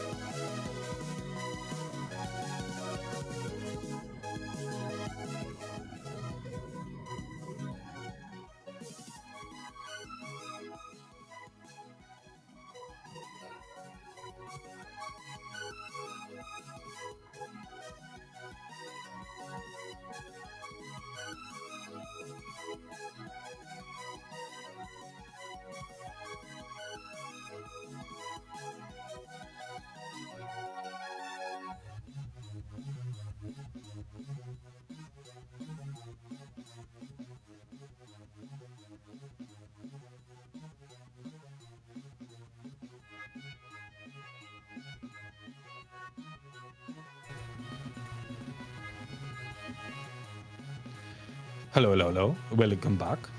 We are all fresh from the break and ready to conquer the galaxy. Right? Wow. Yeah. That, We've got- that has some Star Wars themes. Wow, that's fantastic. Yeah, we got Oscar.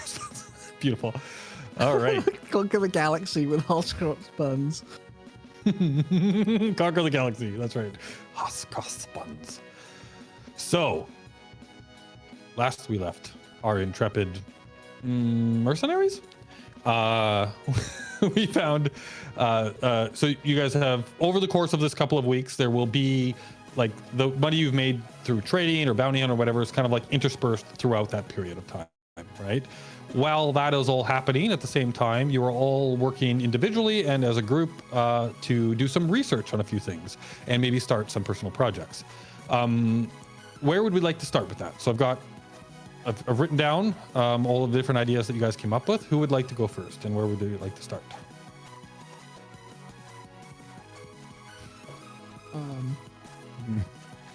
I'll start. Maybe. Don't all jump up and down at once. So, All right, so Lata, what I have here for you is you obviously want to help on the group project of researching into the nav beacon, but you also, your personal project was that you wanted to see if you could find a contact to help you out, work on your sleight of hand skill. All right. So how do you see yourself trying to find such a person? You can reach out and talk to your fellow people as well, see if they maybe know somebody. Yeah. You can look into your, like, look at your background, see if you think, like, use your imagination, right? Like, look into your background. Do you think that there's things there that would have been good on this? So, yeah. Also talk to your crewmates. My family would probably know some fair few people that would be very well adept at sleight of hand sort of stuff. And as they are criminal people. Okay, so maybe now is the time. If like, if you're gonna reach out to them, what do you feel? What type of business were they in? So probably. So I was trying. I probably would have tried to like make my own way, so they wouldn't be in like treasure business. Treasure hunting. And Yeah, they wouldn't relics be in that and kind of reliquaries. thing. Yeah. Okay. Because, yeah. So I'm. Yeah, you were trying to escape that life, and you Yeah. went to treasure hunting as the. Whoa! What happened to my camera? Yeah. Oh, I think that's just the Happened to mine too. interwebs Turned because into it happened pixels. Yeah. to happened to Apple too. All right. Yeah. Okay. So yeah. So you probably not in the treasure hunting business. Probably then not in, like, say, smuggling or things of that related, because that would be very similar, right? Like like those types of people, right? So what do you feel? Whoa. My camera just told. Oh, okay. It was I on don't know. Okay. Boris's side. Oh, that was you. Okay, fixing it. Okay, thanks. I was probably supposed to ignore that. I just saw P0. I'm like, whoa, what the? So I'm not entirely sure. Right. So if you think that you could reach out, so one, if you were to reach out to your family to help you with this skill, right, you would need to make contact with them and start having interactions with them again, right? Yeah. So you as a character, do you think your character would want to do that? Yeah. That's the first question, right? Because if because- your character wouldn't want to do that, then maybe it doesn't matter what they do. Well, I am on good terms with my family. I just don't want to be a part of their business. Gotcha. But I'm still like, we're on good terms and all of that. Okay. And when we think of sleight of hand, right, we're thinking of, like, I know you made the joke of, like, magician's assistant, Yeah. but but like, when we think of sleight of hand, right, we're talking about, like, yeah, and like a magician that's able to manipulate the cards and do all of that kind of stuff, but also people that could, like, pickpocket somebody Pickpockets, without yeah. them noticing. We're talking what I'm about thinking about. yeah. So, like, do you think, like, there would be lots of other reasons too to be able to be quick with your hands to, like, right, do things in that nature, right? It could even be the ability to, put something in somebody's tea without them noticing, right? Or stuff of that nature, right? Like, like, would your family could have been a group that that people reached out to when they needed people to disappear, and their particular method of Yeah, I like that. of doing the job, right, was kind of like slipping into parties and spiking their drinks, making it look like natural death causes, but using, like that, like I'm just spitballing. Yeah, I really like that. ideas. Like I don't want to like ram you into a corner or anything, but is that you like yeah, that? well, yeah, definitely. And because I was reading the like the background in the book. And so my family is like a bit like they don't do it anymore. They might have like started off like doing all of the things and now they're like a bit higher up. But they get other people to do the crimes. I see. So they like would maybe know. they started off in the lower rungs. Yeah. And then now they're running those lower rungs. So they would know Okay. a lot of people with a lot of skills. Okay. But, yeah. Who do you want to reach out to in your family? I'm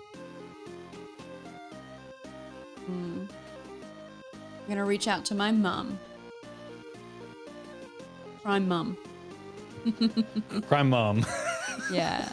Because I'm gonna say that it's a fairly standard criminal family where the dad is the boss at the top, but then mum is secret boss. So like the dad does run everything and he's like the top of the criminal business company. Right. But then if you actually want things done, you go to mum. She knows everything.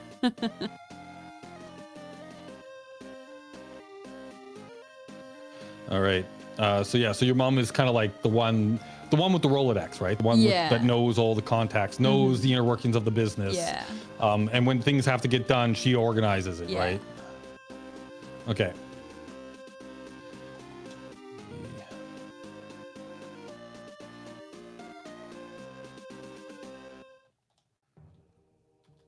All right. So you reach out to your mother. Are you going, like, you have a couple weeks, right? So you could actually go home. You could actually go talk to them. Are you going to do this in person or are you going to do this like over the Galnet?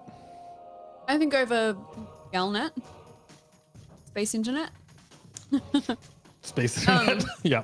Because I would be contacting her and asking her if she knows anyone in in my area, wherever we are. I don't have that written down. Okay. Who would have this kind of skill? Alrighty. So character sheets. That's what I want. So first, let's start off with you interact with your mother. So you're going to do this over Galnet, over the space web, the spacernet, and you obviously are going to want to do this securely, right? Right, and I'm assuming that you would have like ways of communicating with them, already kind of established. This is a thing that they know how to do. Yeah. But yeah, so why don't you, as you reach out to them and kind of like set up this initial contact, try to find the right person. Give me, what skill do you think would be appropriate in kind of like talking to your mother and trying to convince her to give you somebody good, right? Off the top of my head, it feels like diplomacy, but if you have an argument for a different skill, I'm open to it. I don't know if this is exactly how it would work, but maybe charm, but because I'm like her daughter, like a different kind of charm. Yep. You get what I mean? Like, oh, yep. I'm your bestest daughter in the whole wide galaxy. I'm sold on that. I think that you would be able to use charm on your mother, like from that daughter mother kind of like relationships. Yep, totally. Go ahead and roll me a charm check.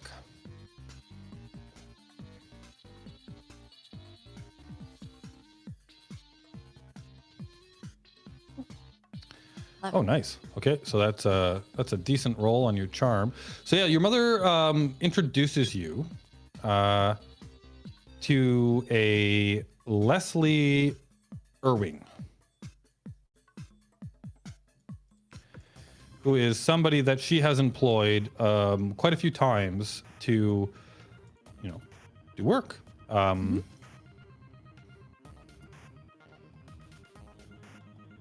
Just making sure I don't forget the name. So she kind of makes the quick introductions, in all of the very kind of like, if somebody was to be reading this conversation in any way, shape, or form, it would just honestly look like, oh, hey, mommy dearest, I've got a, gala to put on, and do you know anybody that would be good at kind of like, like catering the party, and there's this like back and forth going on, right? So it looks very mundane and like nothing really going on, right? So if anybody were able to crack the any encryption, good magicians this is the kind of, that I could hire for the party? Exactly. Right, you have like built-in kind of like code words for talking about this, especially family business, right? Yeah. So yeah, I definitely say that's not something you have to worry about with this particular group of people. Yeah. Note to the rest of you, this might be something you have to worry about if you're dealing with people you haven't met before or all that kind of stuff, right? But with this group, you're pretty sure that that you can talk securely, right? So then over the course of the next couple of weeks, you meet with this person. They will kind of like teach you the basics, right? Like you've only got a couple of weeks. You're not going to become an expert at this overnight, but you're starting to kind of like work back and forth with this person. So let's see how well you get along with this person. So again, I think at this point you can use charm again on this one if you want, or you can use insight, or you can use streetwise, like things where like, how would you like to interact with this person? Trying to like, as you learn, but also do you get on with this person, or how willing are they to kind of like give up their trade secrets for you? Yeah, I think maybe insight, because like with my family connections and everything, like I'd know a bit about them, and well, you can read them, right? And you know how to respond given the situation. Yeah, that totally works. Give me an insight check.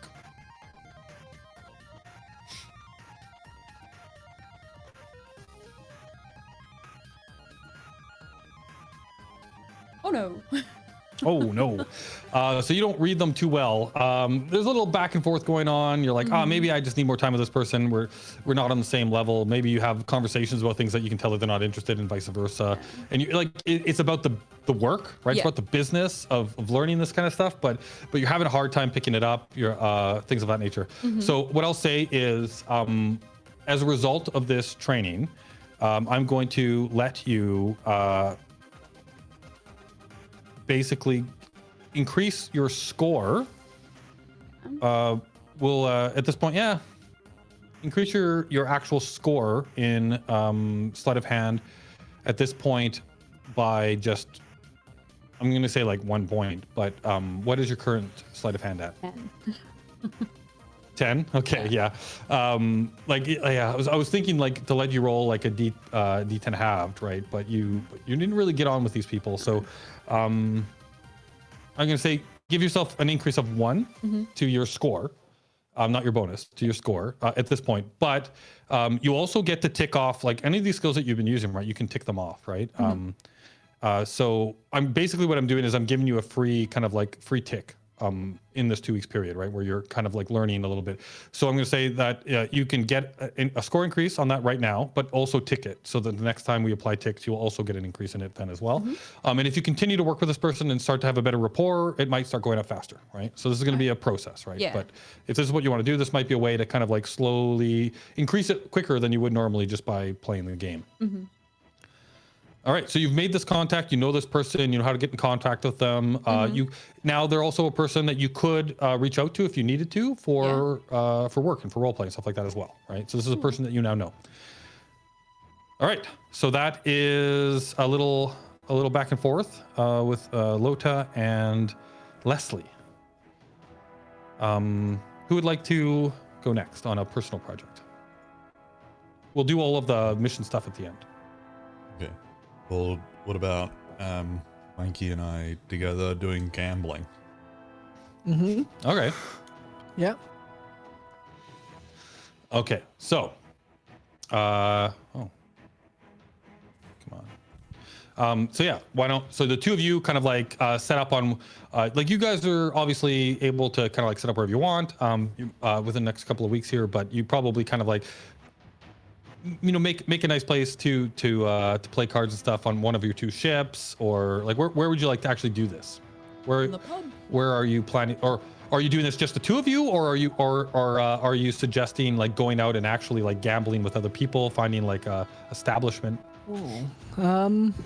Yeah, maybe we should start just the two of us, and then implement those skills on other people, right? Okay. So I'll just go over to your ship so that You Raider. can pet the dog. yeah.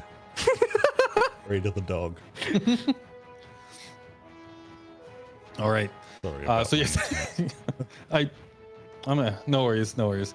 It happens. As long as they can hear us, right? Hopefully they can hear us. So you guys gather at Wanky's ship. You've got, the spaceship dog to keep you company. And He's wearing what a I'm going to little do is dog we're going to have a bow little bit of tie a. as well. Sorry, go ahead. He's wearing a dog bow tie. That's all I had to input there. That's all. So let's do a little back and forth here, a little bit of a skill challenge back and forth on how well Wanky can teach and how well shit. Herbie can learn. So Wanky, I would like you to roll me a gambling check, and Herbie, I would like you to roll me insight. So how well are you able to pick up on what he's teaching you? Okay.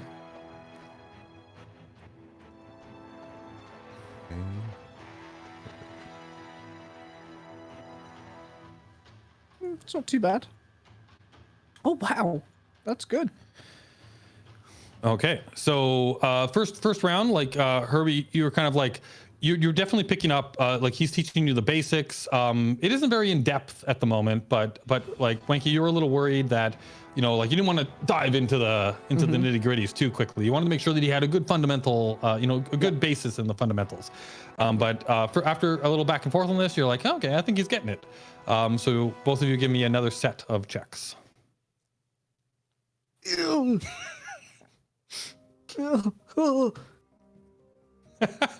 At this point, Herbie, you're feeling like he's talking down to you, right? Like I've already learned this shit, right? Like come on, step it up. I'm not learning anything anymore.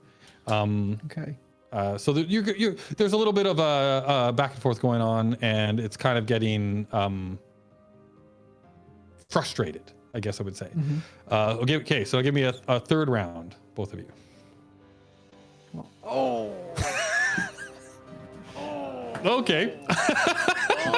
So this last round, Herbie, you're like, man, okay, I think I've got this, right? And Wanky, you're like, yeah, he's got this. Like I'm a good teacher. And just so people watching know, that last round, both sides did very poorly, so they are misinterpreting the results. But yeah, your characters are like, okay, I think I got this. And now you take your skills out into the world. So do a trial run. So let's see how well. Okay. Yeah. So I'm gonna say, Wanky, you're gonna be there as like the Rocky, the guy behind the ring, right? What's his name? I can't remember. The guy that was training Rocky, back to with the towel and they're like, yeah, you got this, blah blah blah, like prepping him up. Whereas rubbing on his shoulders. Herbie, you are going to like sit down at a table now and try and like put your skills to the test, right? So now I would like, I guess let's do the opposite. I'm going to say, Wanky, you're going to do an insight check this time around, and Herbie, you're going to do the gambling check. So you're sitting at the table. Before we do this, I'm not going to look at the results. Before you do this, are you willing to put any money down on this game, or do you want to? Is this going to be trivial amounts, or do you want to put like some real cash down on this? I mean, you're clearly going to win. Is there only one round? Or can we gamble again? So if I can put a smaller amount on this one and then go. Well, we're kind of like, this is the, this roll will determine kind of like, you've been playing a couple of nights here and there throughout the course of your time, right? So like how much money are you willing to lose or double? It's going to be kind of like a double or nothing. Tell me how much you want to put down. And if you do well on this, you will double it. And if you do poorly on this, you'll lose it. Right. I'm just going to go 5,000 credits. Okay, let's do it. 5,000 credits. So I have let's so start much with the insight faith check. in him I'm going to give 5,000 credits of my money to him to gamble with. All right, well. so it's a 10,000 pool. And Wanky, give me the insight check first, Yeah. because that will determine the bonus. Okay, even keel. So we're gonna say, Herbie, give me a gambling roll, and you get a +1 bonus Okay, on top of what I've got already. on top of your normal bonus. Okay, Whatever which your is current only bonus one. is, increase it by 1. So 2.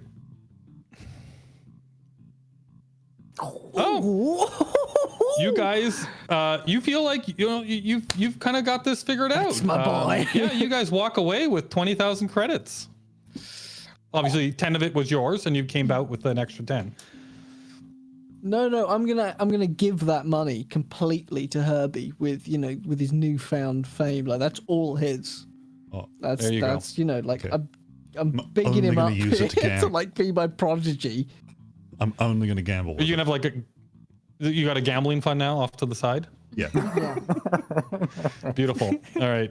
So I will say that the back and forth, so the checks overall were kind of I think they kind of evened out at the end. So I'm going to say for you on this one, you did well enough on this that you can go ahead and roll me a D10, and then we're going to half it and round down. And whatever that is what your score goes up by.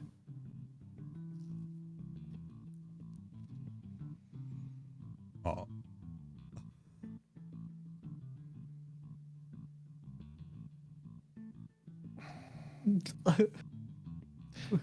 Was that maths 3 going on? Was that face? Was that maths? Well, I was looking at that going, I don't like this. So yeah, so we're rounding up. So say you roll a 3, you got a 4, so half you get 2 points.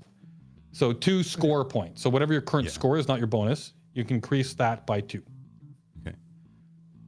And the more you guys do this, or if you have if you find somebody else to help you out with it, all that kind of stuff too, you can just with Lota, you can slowly increase this. So you guys spend some time doing this back and forth. That is the kind of the ability that you're able to increase your skill by in this little back and forth here. So next up, we've got, so Herbie, you do have a personal thing as well, but we'll come back to you, I think, in a minute. Ronnie, what do you, so you wanted to research into the spider-like robot thing. Yeah. So how do you want to approach that problem? I think he might call up some contacts from his kind of hacktivism days and kind of see, so he probably contact 4 and see, because we have a still image of it, so he might send it over the Galnet, through some back channels and see if he might know anything about it or might know anyone worth contacting about it. Sorry, was that yourself or were you talking to anybody else? Or this was just you trying to do some searching? Oh, he might, I think he's going to reach out to 4 and see if he can, see if he knows anyone that he might be worth reaching out to about it. Gotcha. Okay, so I will ask you then, roll me a computers check for this one. Cool. But with 4 aiding you on this, I will give you a +2 to your roll. Wow, that's a big bonus. On top of your normal bonus. Oh, wow, and you rolled well too. Yeah, so you start researching into this, and one thing, so a couple of things are going to happen here. So 4 gets back to you, and the first thing you notice is that he is trepidatious about this. When you start looking into this, this is military hardware. This little bot. The specs, he managed to help you find some information about it. This is definitely military hardware, and also the usage that you're implying with it. How much information are you being pretty open with him about what you found about this thing, or are you just absolutely. trying to? Yeah. Okay. So he comes back and he's like, 1, this is military hardware. You don't find this stuff very much out there in the world. And 2, and if you do find it out there in the world, that is not kind of like Federation. We're talking Federation / Empire kind of military hardware stuff, right? Like Navy shit. And the modifications that you're talking about are not standard, right? Whatever this thing is doing, and you also gave him some information about the memory loss and all that kind of stuff. Yep. Yeah. So he's like, this seems like some weird kind of deep ops type stuff, right? Like he is actually, and you don't see him get nervous very often, but like he's like, you can tell that he's a little nervous looking into this. He's worried about the type of people that he's hacking and you're hacking, right? To try and learn more about this, are the kind of people that might be able to track you guys back, right? Okay. So he's a little trepidatious about it. You're definitely learning that, but so now you're kind of getting an idea for the source of this and kind of like maybe the caliber of the people that might use this kind of stuff, right? Yep. But yeah, that's kind of what you learn about it. You do get a few. You do definitely get some schematics, some basic kind of like not any modified schematics, right? About like the specialized customizations that you're talking about, but like the base kind of like specs for the model of this thing. And out of the box, this looks like it's kind of meant as a kind of like a sentry droid or whatever, like machine, right? That that is used in. Let me just see if I can find the right piece of. Let me sure I'm giving you the right information here. Before I give you the wrong information, I believe it is in here.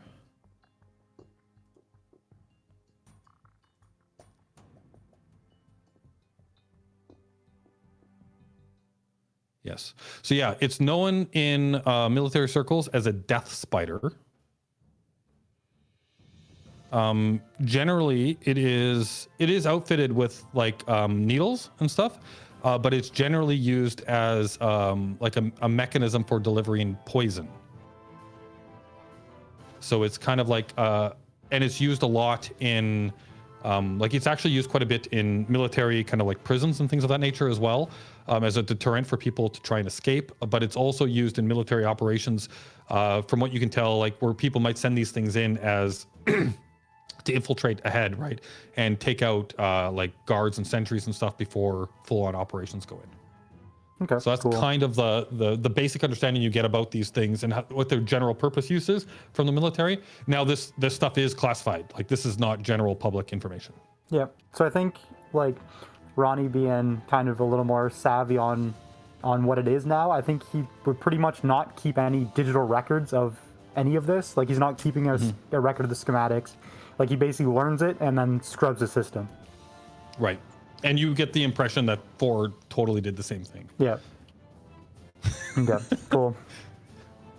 All right. So that is some information learned about the Death Spada. So then next up, so we've done gambling training. We've done some research into death spiders. We've done sleight of hand stuff. Next up, I think we've got, so Herbie, we've got your anti-federation stuff. And then we've also got looking into a retractable sledgehammer. And then we've got the general research on the nav beacon. Mm-hmm. So what would you like to do, Wanky or Herbie? Would you like to go next on your little project? Well, I think Herbie, you're probably good. I don't really know what to do. So maybe the place that we were just at, name of it. It could be as simple as like just putting out the feelers and things of that nature at this point, trying to like let people know that you're interested in information and see kind of like what trickles in, and maybe next kind of like downtime you can follow up on that. Yeah, something like that. We're in the wrong place now, because we're not in Federation space anymore, but where we were so last you time. have like 2 weeks here. You can totally be going back and forth, and like you're trading in this period of time too. Like it could be like as you're trading back and forth, you could be saying, going into Federation systems to drop off your cargo, and then like spreading the word, and like all of that is on the table. Yeah, well that's essentially what I want to do. To find out what exists, if anything. Okay, so on that one then, just putting out the feelers, seeing what you can see, right? Why don't see what you can learn, who might be good to talk to. So as you do this, I think I'm gonna do this as a 2-part check. We're gonna start off with you rolling your trading to see like how good you're just blending in, like being a trader while you do this. Yep. I'll So I should roll that. Oh, pretty decent. Okay, so you feel like you're like even while you're having these conversations and you're putting out the feelers, like obviously the people you're talking to start to get an idea, but you feel like you're making, you know, like people around these conversations aren't picking up anything more than just your trading activities. Now give me a streetwise check as you try and work the crowds and find the right people and see if you can start like working yourself in to the underbelly of these places. Okay, so a middling roll, but so you're feeling like it's like you're starting to make some contacts, but it's not bearing a whole lot of fruit yet. So maybe you do this a little more often. Maybe you let some of the seeds that you've sown trickle for a bit and see if that helps you. Like you definitely don't feel like you've done a bad job. Like you definitely got the word out there. You've started to meet a few contacts. Some word of mouth is happening, but you're not seeing any immediate results. Okay. Yeah. That makes sense. My character was that it's more of a thing that he wants to do rather than is good at.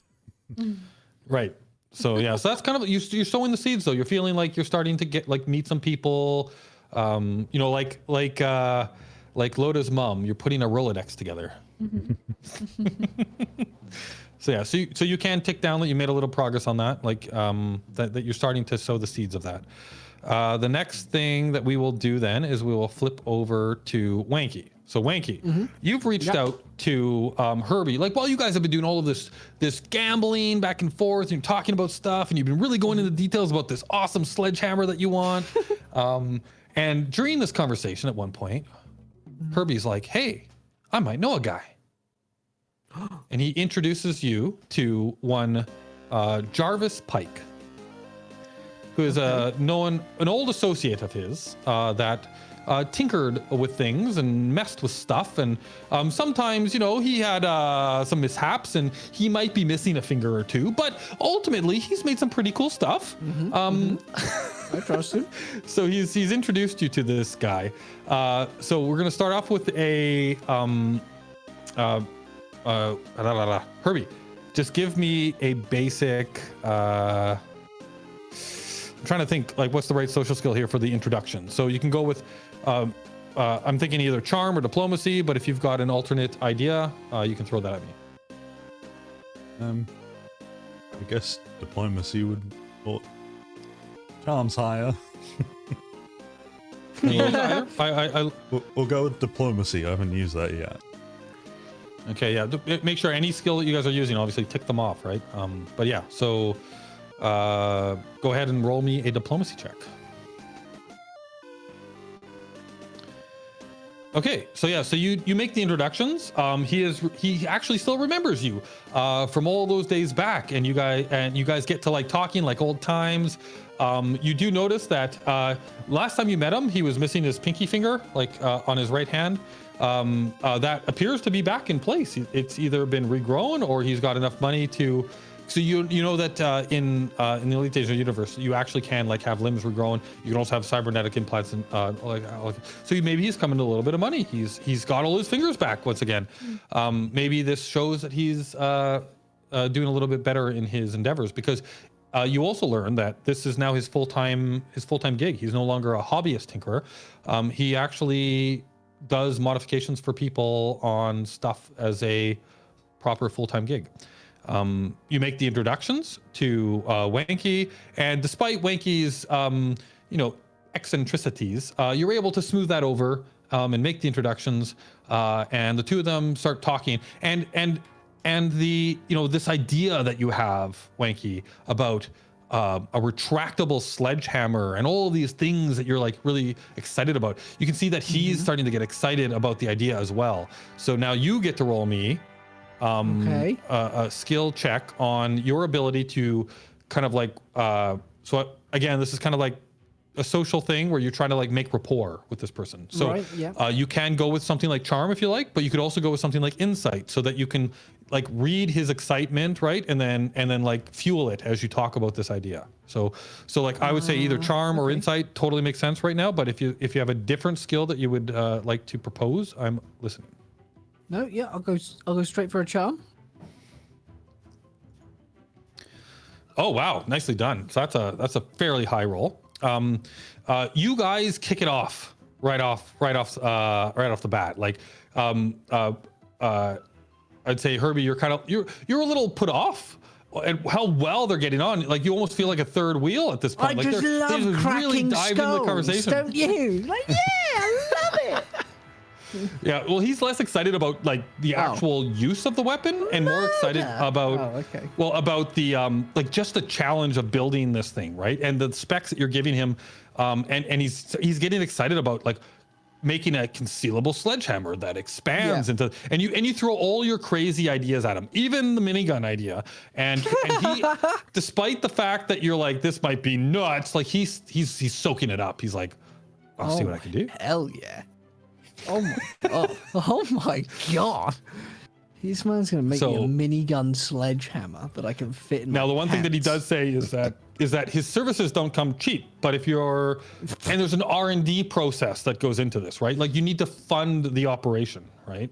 So he's gonna ask for roll me a D100, please. Yep. 1 second.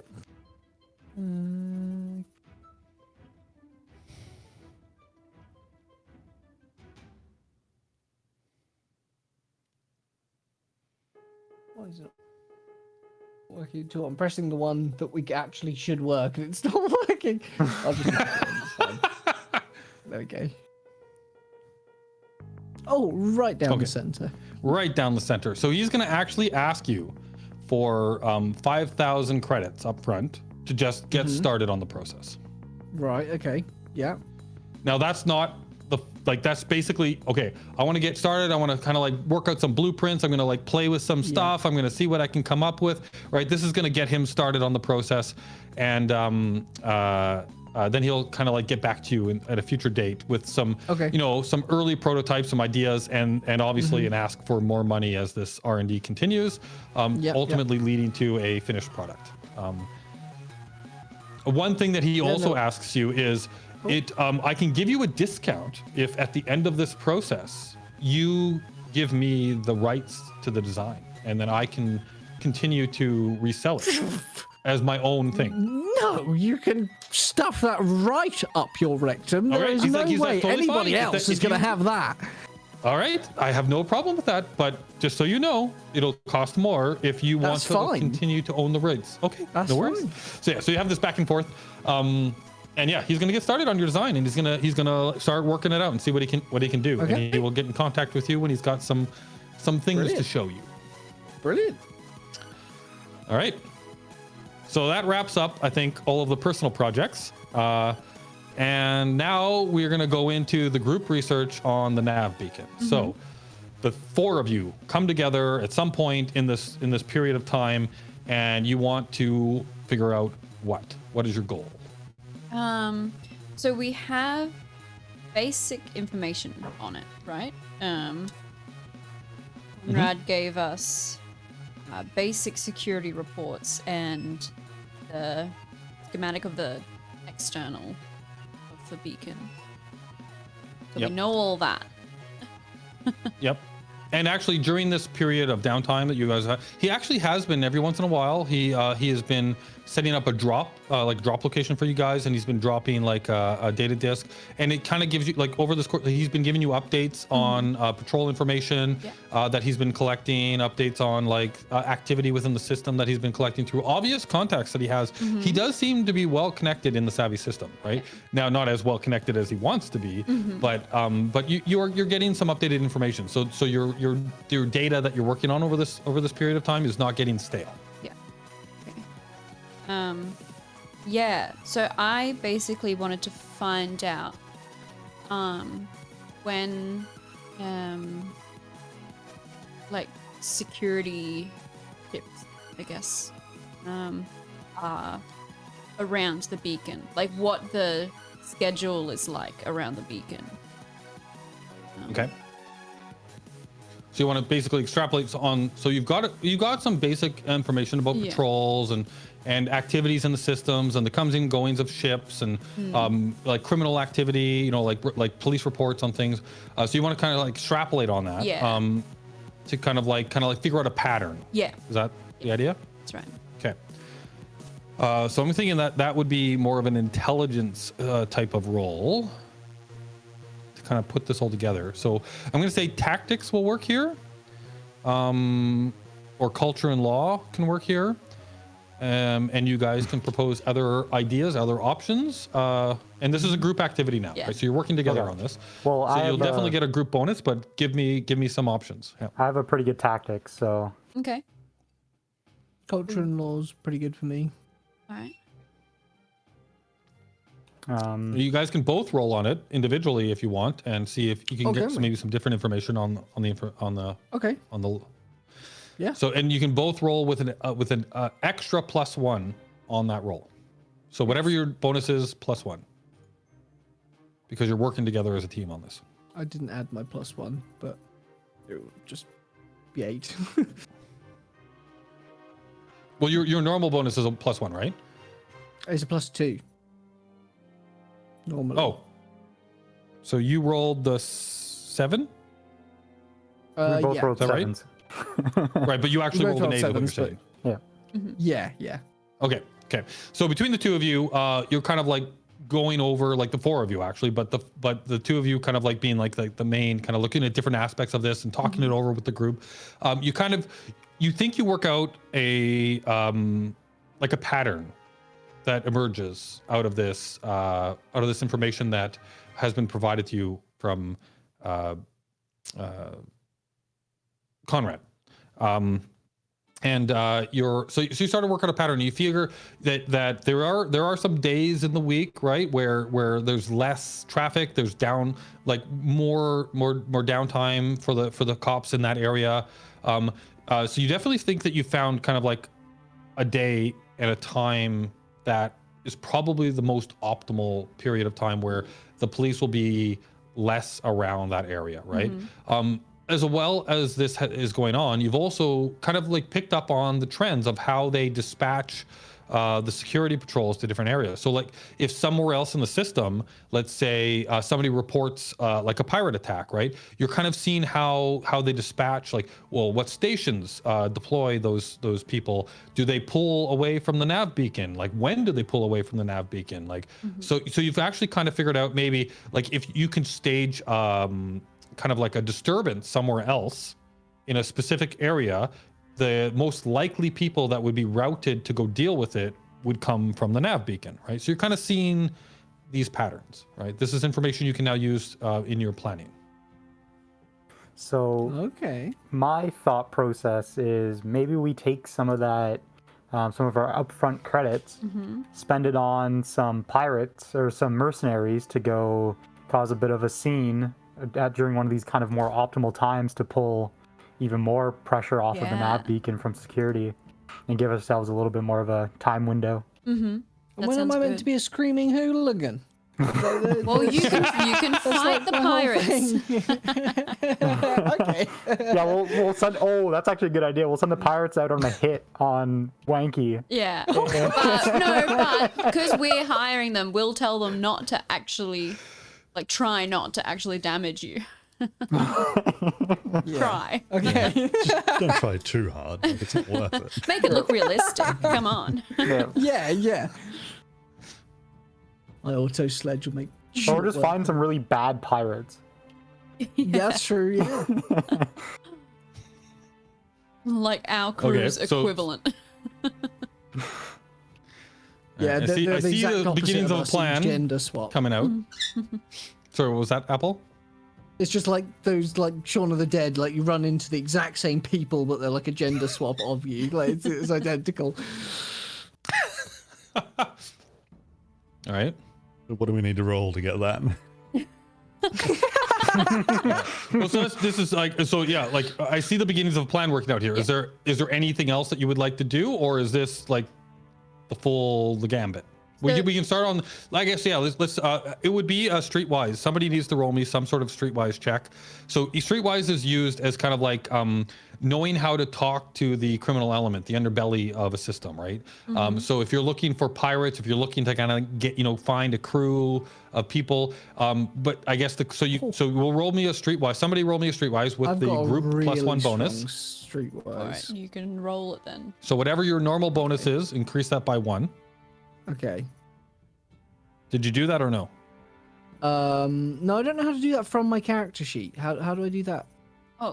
Oh, that's a good From my point. character Yeah, I guess you so you clicked on it. So that's your normal roll.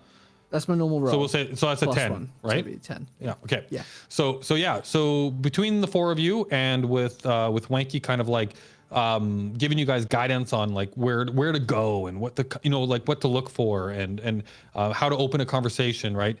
You do find kind of like a couple of different pirate groups. They don't call themselves pirates, of course. They call themselves, like they liberate cargo from the rich and redistribute the wealth to themselves and all that kind of garbage, right?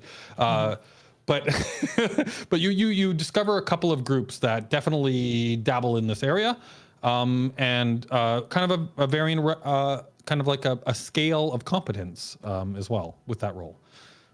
So you definitely have identified a couple of groups, and you would know of like, say, a group that would be totally into kind of like doing something. If you could provide them, and both of these groups definitely want you to provide them with intel on like a good score, right? Like when and they're looking for well, there's a trader that's going to be at this spot at this time, and they've got a lot of good cargo that you could take, right? That's what they're looking for from you guys. Right. But you found 2 different groups. One that seems to be a little bit more naive, probably newer to the industry, but like so might be easier to convince, but at the same time would probably be less competent. Now maybe that's what you want. And then another group of pirates that would be a little bit harder to convince. So they would probably want like some decent intel, right, as to the particular score, but at the same time might be more competent, and that could be good or bad in the sense of like, maybe they get in and out of there like too quick, but it also maybe it means that if they're still there when the cops show up, they're a better distraction because they can hold their own better, right? So there's a couple of aspects to think about with which way you would want to go. So I think we should get the like lesser experienced crew. Yeah. Yeah, I agree. And because we've been figuring out patterns of the like around the nav beacon, we would know some like when traders are more likely to come in and out. Like we might actually have some intel to give them. So the kind of intel that you have right now would be kind of like general, like, if you were to stake out this area, in these days and these times, you're likely to find some traders coming through that probably have some higher end cargo. Yeah. Right. Yeah. That's the kind of intel that you can provide right now. So it is very, very kind of like wibbly wobbly. Yeah. Timey-wimey. But so there's no guarantee that, like, it would be harder to guarantee that with this particular crew, like the less experienced one, that might be enough for them to try, but you would have a harder time guaranteeing that like an event would happen at the time you wanted it to happen. Yeah, it's true. And I guess so. Why don't we go with the good crew? Pay them some credits up front and tell them that like we have some stuff we're working on, and if we can pull it off, that it's happening during this time, and if we pull it off, then we can get them very specific information on the comings and goings of freighters, and then just hit up Conrad and just tell Conrad like if you see a good score come through, throw it these guys' way, kind of thing. That's a good idea. Okay. Actually. So that's interesting. Yeah. So you're offering the promise of more work with even better intel if they help now. Yeah. With some cash up front too. Yeah. With some cash up front. That's a better idea. So they have that actually that plan actually sounds pretty. I'm gonna give you a +2 bonus for the roll on that one. Do you want to do any more research around like other than the data that Conrad has given you, is there anything else you'd like to do to try and like make sure that that you've got a pretty decent target in mind to provide the pirates? So right now if you're thinking about the better crew, right? They might be able to do some of that themselves, and they might be able to improvise better, right? Because they're a more experienced crew. But the better intel you can give them, and the more specific a target that you can give them, right? The better chance that it's going to happen when you want it to. So is there anything else you want to do to kind of like increase the level of quality of the intel that you're going to provide this group? I mean, we Yeah, could spend a but bit I of don't time know what. staking out the nav beacon. Maybe. Yeah, well, that's what I was thinking. And just paying a little we bit would more do. attention, because like I would Yeah. imagine a lot of the information we're getting from Conrad is specifically regarding to security, whereas like we can spend a bit of time and try to like, because we're already going to hit it when it's low security, so Yeah. like might see if there's a pattern of a trading frigate that comes through during that time. Mm-hmm. Yeah. So you're looking for maybe like a recurring thing, like Yeah. a specific trader comes through all the time on this date and it seems to have pretty valuable cargo. Yeah. Yeah. That's what we're looking Okay. for. Okay, so give me for that one, that's gonna be a trading roll. So whoever wants to do got like a 2. trading check. Does anyone have any more? Yeah, I think than you're the 2? best. Okay, so you get a +4. So because the plan on this is actually pretty like, so you're +2 plus the +2. Yeah. Oh, actually, sorry, that +2 was for talking to the pirates. So you get a +1 for the group on this. Sorry, so it's a +3 for your roll. I did that wrong in my head. Reading.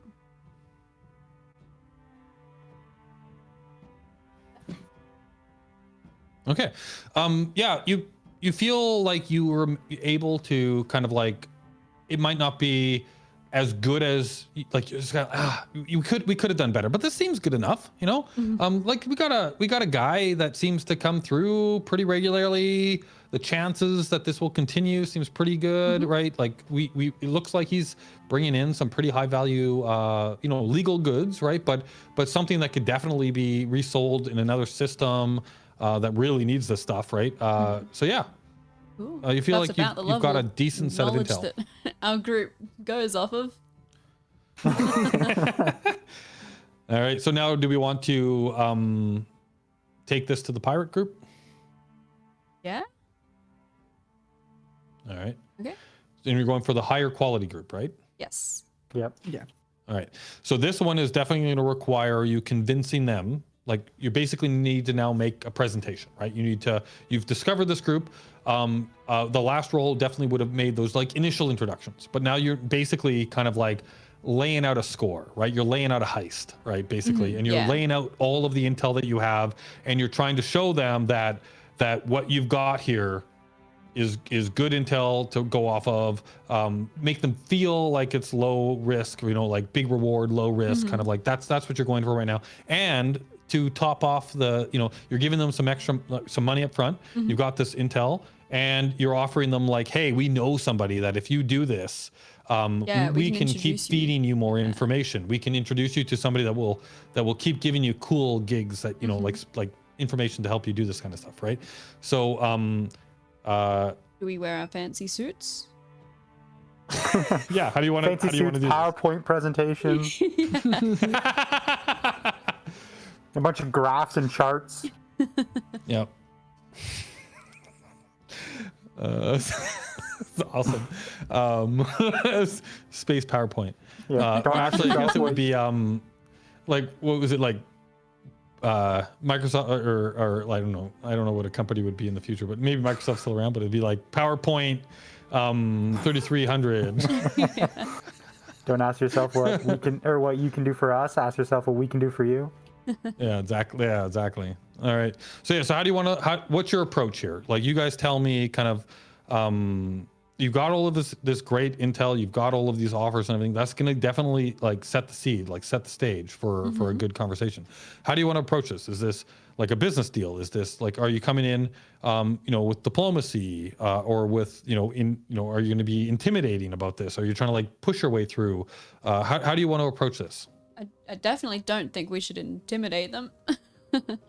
I think we should be like Yeah. diplomatic, maybe You let me This is seduce Herbie's them. wheelhouse. Sorry. Yeah, seduce the pirates. Seduce the pirates. I don't know if I've got Yeah, enough as a karma for every group. single one of them, so we have Yeah. to choose the right one.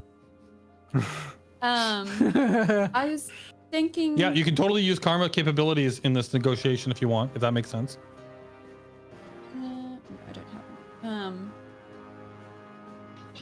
Like maybe using bargain because it's sort of like a deal. It's a deal, like a business deal, sort of. Yep. Yeah, no, you're right. I think bargain would definitely be applicable in this, especially for the, like, we're laying out the plan, right? Like, this looks like a good like deal. we're gonna offer you this much money. How much money? Yeah, What is the I'm offer? not sure. We need to talk about that before we go to the pirates. So we've got 50,000 given to us up front No, it's I was 500,000 in thinking- total. and 500,000 in total. Yeah. I was thinking probably 10K. And that way the 50 divides up evenly between the rest of us. Oh, that's a good point. Yeah. Genius. Simple math. Yep. Okay. That sounds good. What's the max? All decisions are based on how easy the math is. So then maybe we'll go up to.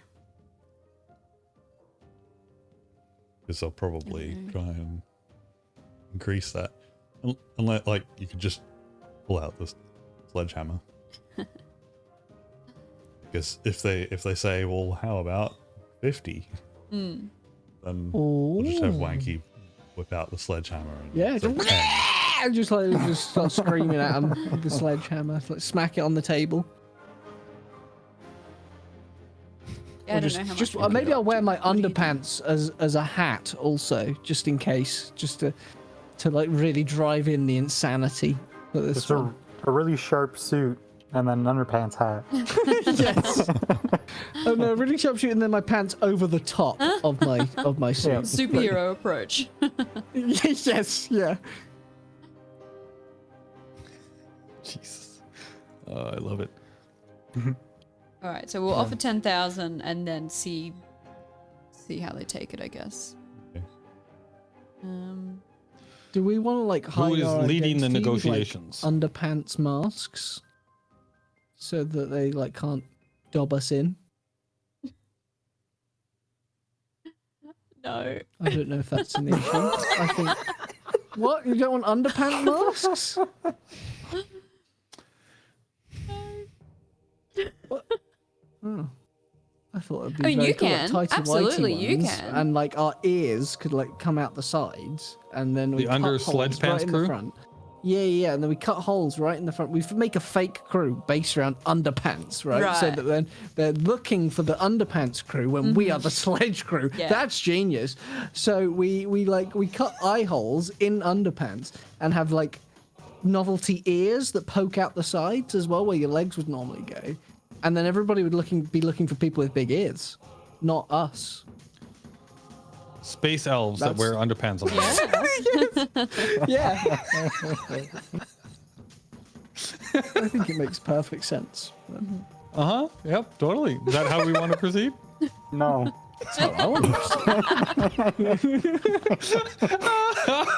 Wow, you even hit Spidey's tolerance level on that one. Yeah.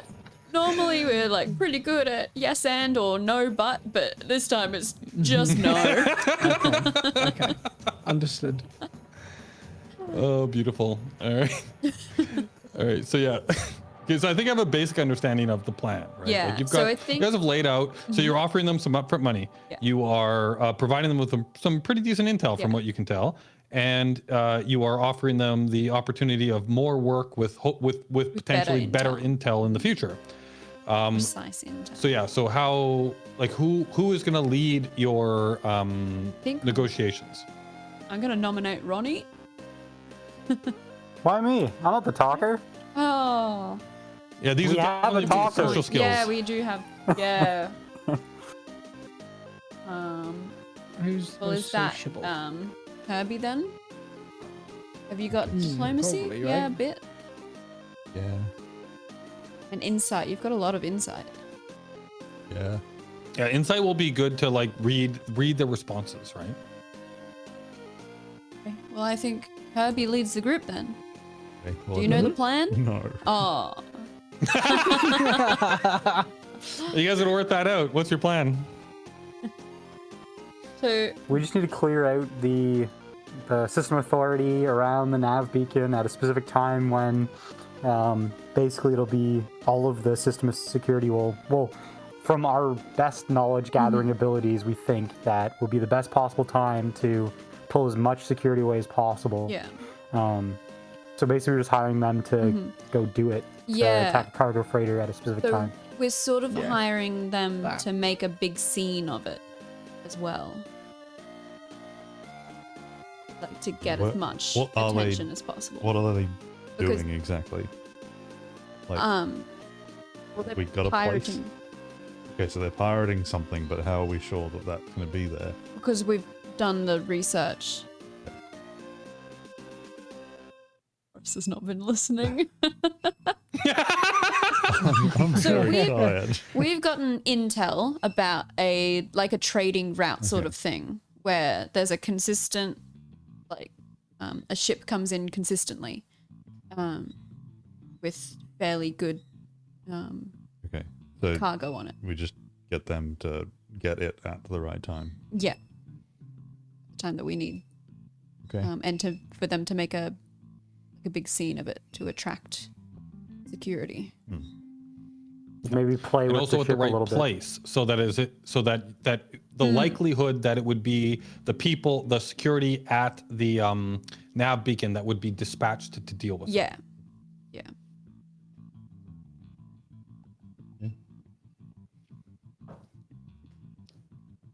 Okay. And now, so you basically, all you need to tell the pirates is like, my understanding of what you're doing here is like, you're trying to limit the information to, hey, we got a score for you. This date, this time, here's the guy, area, this is what he's got, like blah, blah, blah, right? Like go here, do this, get this done, make a big mess of it, make sure that you get system security there, get your shit, get out, but like make sure you cause enough of a distraction that security shows up. Yeah. Yeah. Here's some Is credits. the basic. Here's Yeah. some credits up front in case you guys get into some trouble. And if you do a good enough job, then we know a guy that can hook you up with some good information on more scores to come. All right. So so the four of you now are basically setting up a meet Yeah. with the high quality pirate group, and the four of you arrive at the location, and Herbie leads the group into the meeting location. This seems mean because I can see that Boris is super tired, but what do you say? Hi, I pirates. think we're all wearing one. our good clothes. Have we got a deal for you? Sunday. You spaceship salesman, real fast. Right. So, All right. do you guys like cargo ships and the stuff that's on them? Are we like doing like little props around you, like it's a kid's play? Like, We all have like poster boards with like Yeah, visual you're aids holding on up them. every time that he says a cue. yeah. Right. I think we'll. So yeah. So there's gonna be. I think we need a couple of skill checks here. So you're leading the conversation. If any time one of the three of you that's not leading the conversation feels like there is something you could do to assist in the situation, feel free to chime in. But I think that the initial kind of like check here that we're talking about is a diplomacy check. You are trying to use reason and logic to lay out the case, right? And explain what it is that you're asking them to do, and you're hoping that they bite. So go ahead, Boris, Herbie, give me a diplomacy check. And this is the one where you get the +2 instead of the +1 because you have laid out a fairly decent case here. So I've got +2 already, so then +2. Yeah, so, So plus add a four. +4. Total +4.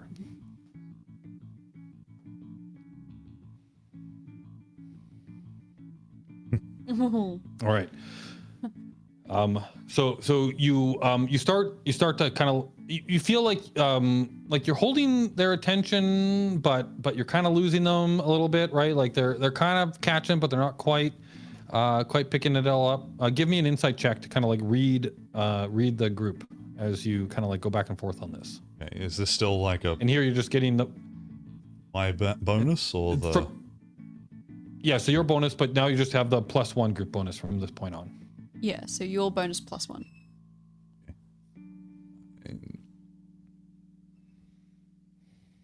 Yeah. Okay. Okay, so you realize actually fairly quickly that maybe the approach that you're taking isn't working, right? And you kind of like backtrack on that. And at this point, I'll let you kind of like bring in somebody else to give you assistance. Maybe at this point you want to bring in like somebody that can go with bargain. Maybe somebody that can go with I'll come in and start. talking streetwise. Like whatever you think might help in this situation to kind of like boost your situation. I think what's happening is Lotta's coming in anyway, so I'm just not going to stop her.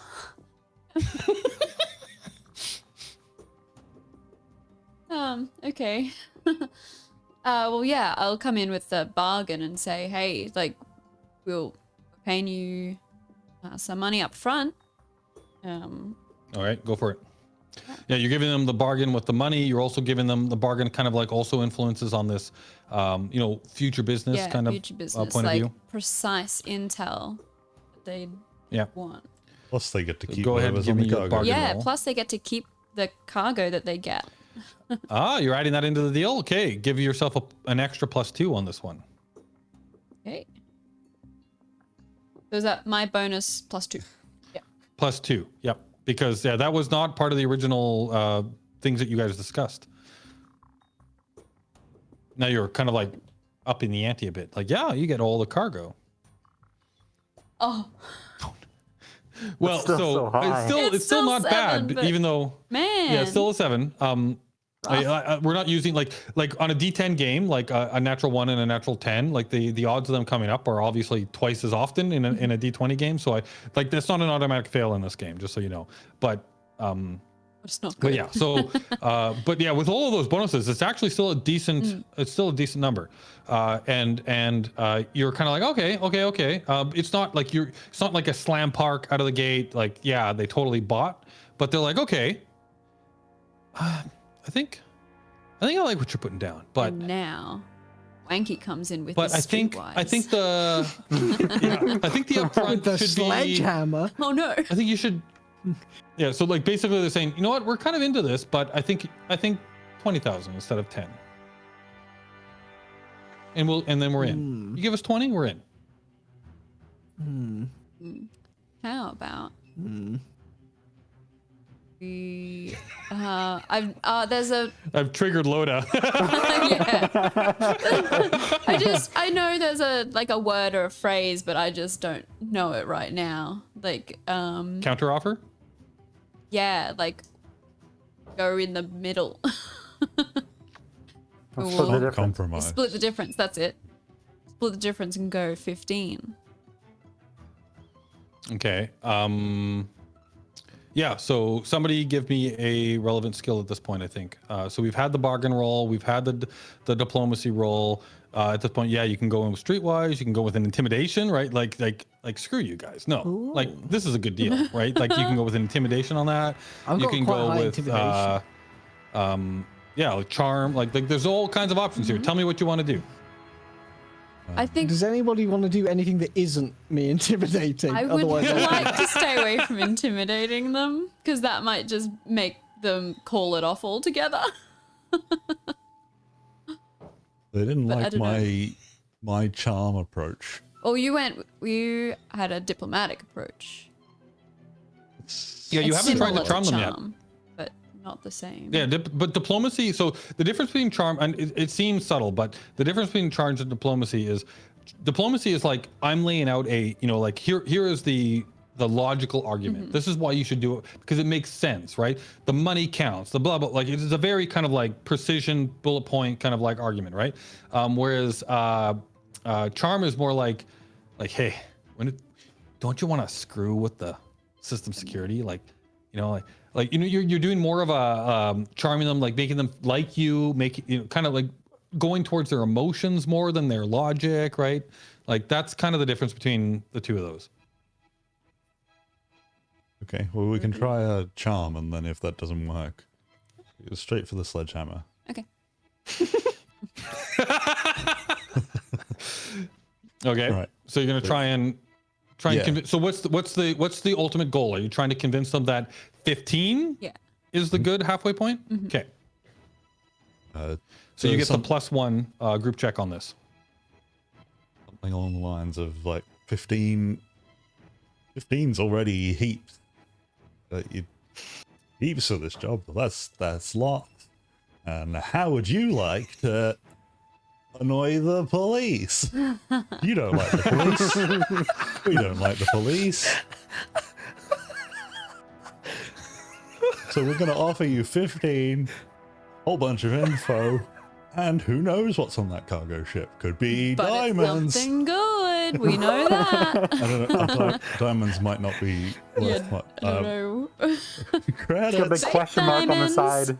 It's got a big You question sound mark on the like side a of the card pop-up. container.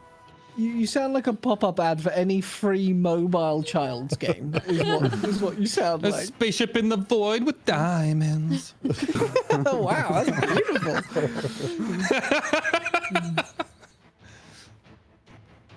All Are you right. gonna So we're roll? going for a charm roll. No, I was charming. Okay. Sorry. Yeah, I was charmed. Yeah, me too.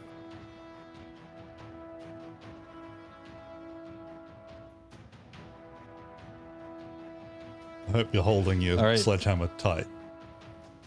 You're ready. Actually, just for shits and giggles, Fingertips going wild. are you kind of like in the background with your sledgehammer there, Wanky? I've got it, but I've got it like on the floor, and like the head is on the ground, and I'm like leaning on it a little bit. Just for the hell of it, roll me an intimidation check. Oh god! Oh, okay. What is up with sevens? Nothing but What's going sevens. on? Yeah. But that wasn't including the extra +1, right? Oh, sorry, no. Yeah, so it's an 8. Okay, so between those two rolls, so those are both slightly above average, right? So they're not right down the middle. They're definitely not the lower end. They're on the higher end. So kind of like you go in for the charm, and in the background, we've got Wanky kind of like leaning on his sledgehammer, you know, like as you say, you know, like 15. That's a pretty good deal. And in the background, you've got Wanky kind of going like moving the head of the sledge a little bit as he looks at them, kind of like add that little extra pop, right? Like you know, you're getting more than you asked than we're offering. And the end result is they actually agree to do the job. With that combined roll, they're like, okay, 15. We're getting 15 up front right now. All of the intel that you're offering, and this connection afterwards. We keep all the cargo. We will do our best to bring system security and keep them there, but we're not gonna put our lives on the line. Good. Sounds good. Yeah, good. Excellent. If this goes well, we look forward to doing more business with you. Same to you. All right. So you've struck a deal. You feel like at this point you've got, you kind of know the system security layout. You know a trader that's coming through. You've hired a mercenary pirate group that will create a situation where they've already made some money. So even if they don't get the cargo, they got the cash. They're not giving that back no matter what happens, right? 2, they've got some cargo. 3, they've got potentially more work in the future. So they're actually incentivized to show that they are capable, right? Hopefully that pulls away the system security. Is there anything else around this jump? So you've basically got a date and time now. You've got a target, you've got a distraction. Is there anything else that you want to do in preparation for this job?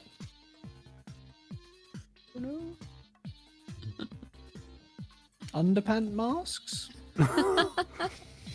Well, we probably still want to reach out to Deborah Zane and see what she knows about nav, like the Oh, inner yeah. workings of the nav beacons. Yeah. Oh, Do, yeah. do we know anything about actually getting the thing in the beacon? Exactly. Yeah, We've done like everything but actually figure out how to get installing into it. We're just gonna get there. Oh, sort of push it at it. Yeah, Yeah. so you have actually been provided instructions on the Installation device itself, details. right? Yeah. Like you do have installation instructions. You know that it will, like, once you find the correct port that's on the inside of this thing, but you don't have any schematics for the inside, right? You just know that you need to find a port that looks like this and install it there, and you've got the procedure to do it. And you know that this will take a little bit of time to do, right? Like connecting it and then hacking the system and then interfacing it, and like there's a series of things that you need to do to make this work. You also know you have to get into the pod, right? But yeah, you don't have any information. You have decent intel on like what the outside is and what the door looks like, and kind of like how, you know, the type of the locking systems that are used on nav beacons in general, like that kind of stuff, right? But yeah, this specific nav beacon, and also on the internals of nav beacons, that is a black box to you guys at the moment. So you're going to reach out to. Sorry, go ahead. Can we buy a nav beacon of our own, install them, and switch them out? Will that be too expensive? Don't think that's how nav beacons work. That's a long So- haul. That just because it was an option that I didn't even consider, and it was so far out in left field, it's interesting to me. That would But be I like will give you buying your own radio tower and trying to swap it out. Yeah, I would say that like these things would be very, very expensive, probably why- worth more than the amount you're being paid for the job. Why buy and many one other when we things. can just steal one? Steal Go to another one. system, steal their nav beacon. Yeah. Yeah, It's not like it's a I gotcha. beacon or anything, right? Yeah. yeah. So again, I love the ingenuity here, but so you do know, like, so with the data that you've been given, and also with Ronnie's kind of like understanding of these things. Actually, I think it was actually Wenky's. Yeah, Wenky's understanding of these things. Right? You did the culture and law check on kind of yeah, like yeah. You had a bit more information about these things. Yeah. That like these things like they come off the factory floor as like off of a template, right? But when they go to a system, it's kind of like I don't know if you guys know how like machines are connected to a domain, right? Where it's like they get placed in a location, right? Then they get attached to the network. They have a unique kind of like identifier for what, you know, for the model, or for the unique identifier for that thing, where they get attached to the network, and then like a whole bunch of data is synchronized, and then there's now input and output, right? Like they get added to like a mesh of devices, right? So if you wanted to replace it with another one, you would need to try and make sure that you are cloning it so that it looked identical, right down to the firmware, like as to that it's the same device, even though it isn't, right? So that would be a different challenge. Also, these things are actually quite large. You can't fit them in any of your ships, right? You would probably need a large ship as opposed to a small ship Big to rope. have a cargo bay big enough to hold one of these things, right? So they're big ass probes, right? They're not small. Like they're probably the size of your adder, right? Like they're big. Yeah. And I've got another idea for the group. Should we write on the thing that we've got to install property of Conrad? So that way Oh, we've that's got fucking genius. something to blackmail him with. Oh and my say, god. like, Yeah, that is fucking genius. Oh my god, that is He'll never know. fantastic. We'll never know it's there until we need Yeah, it. but we should take a photo in case he ever double crosses us and just be like, well, you know. That's genius. It That's is a good so idea, good. but I'm very scared of it. Well, What they'd about have if to it's go in through. invisible ink? Well, I was going to say, just put it in the code, right? This thing's got to have code in it to broadcast to Conrad. So we Yeah. can just edit the code a little bit and just put like a little line of it that says like, you know, Yeah, rather than like Conrad was here on it. yeah. I could do that. Yeah, I will say that Ronnie, being the technical one of the group, his thought, like if you, so that is not unheard of, right? Of like people that hack systems and stuff, they might leave like a calling card kind of embedded in the code, right? And they're generally like people like Four would definitely know how to do this. So you might be able to reach out to him in a way that kind of could like help you craft a calling card in there of such a measure where it would probably be very, very difficult for somebody to find it. But if the authorities or if a group of people, right, were told how to find it, it would point back to Conrad, right? Another option. That's totally a thing that you could think about. Putting property of Pretenzo or the Albatross. Yeah. So that we can tell Conrad, look, if someone ever does find it, it's never coming back to you. They're going to think it's this other guy's. And so we're getting like in Conrad's better books rather than double crossing him. We'll just leave property of everyone scattered all throughout, and then whoever we need to blackmail. Different. Yeah. Just everybody whoever potentially could cross us is in there. Yeah. And definitely if one of those types of signatures were pointed out in the code, I imagine that nobody would look for extra ones. Should we buy a bomb? What? What? Sorry? Well, What for? we're going to all this effort to get there. We might as well put everything in it that we, could possibly want in future, because then we wouldn't have to go through the effort again. So we might need to blow up that nav beacon. So we'll just put a bomb on it, That's and then we'll true. come up with the plan later of what we want the bomb for. I like that. Yeah. It's basically like reducing our quest levels. Like we get a quest to blow it up, and we just press a button, right?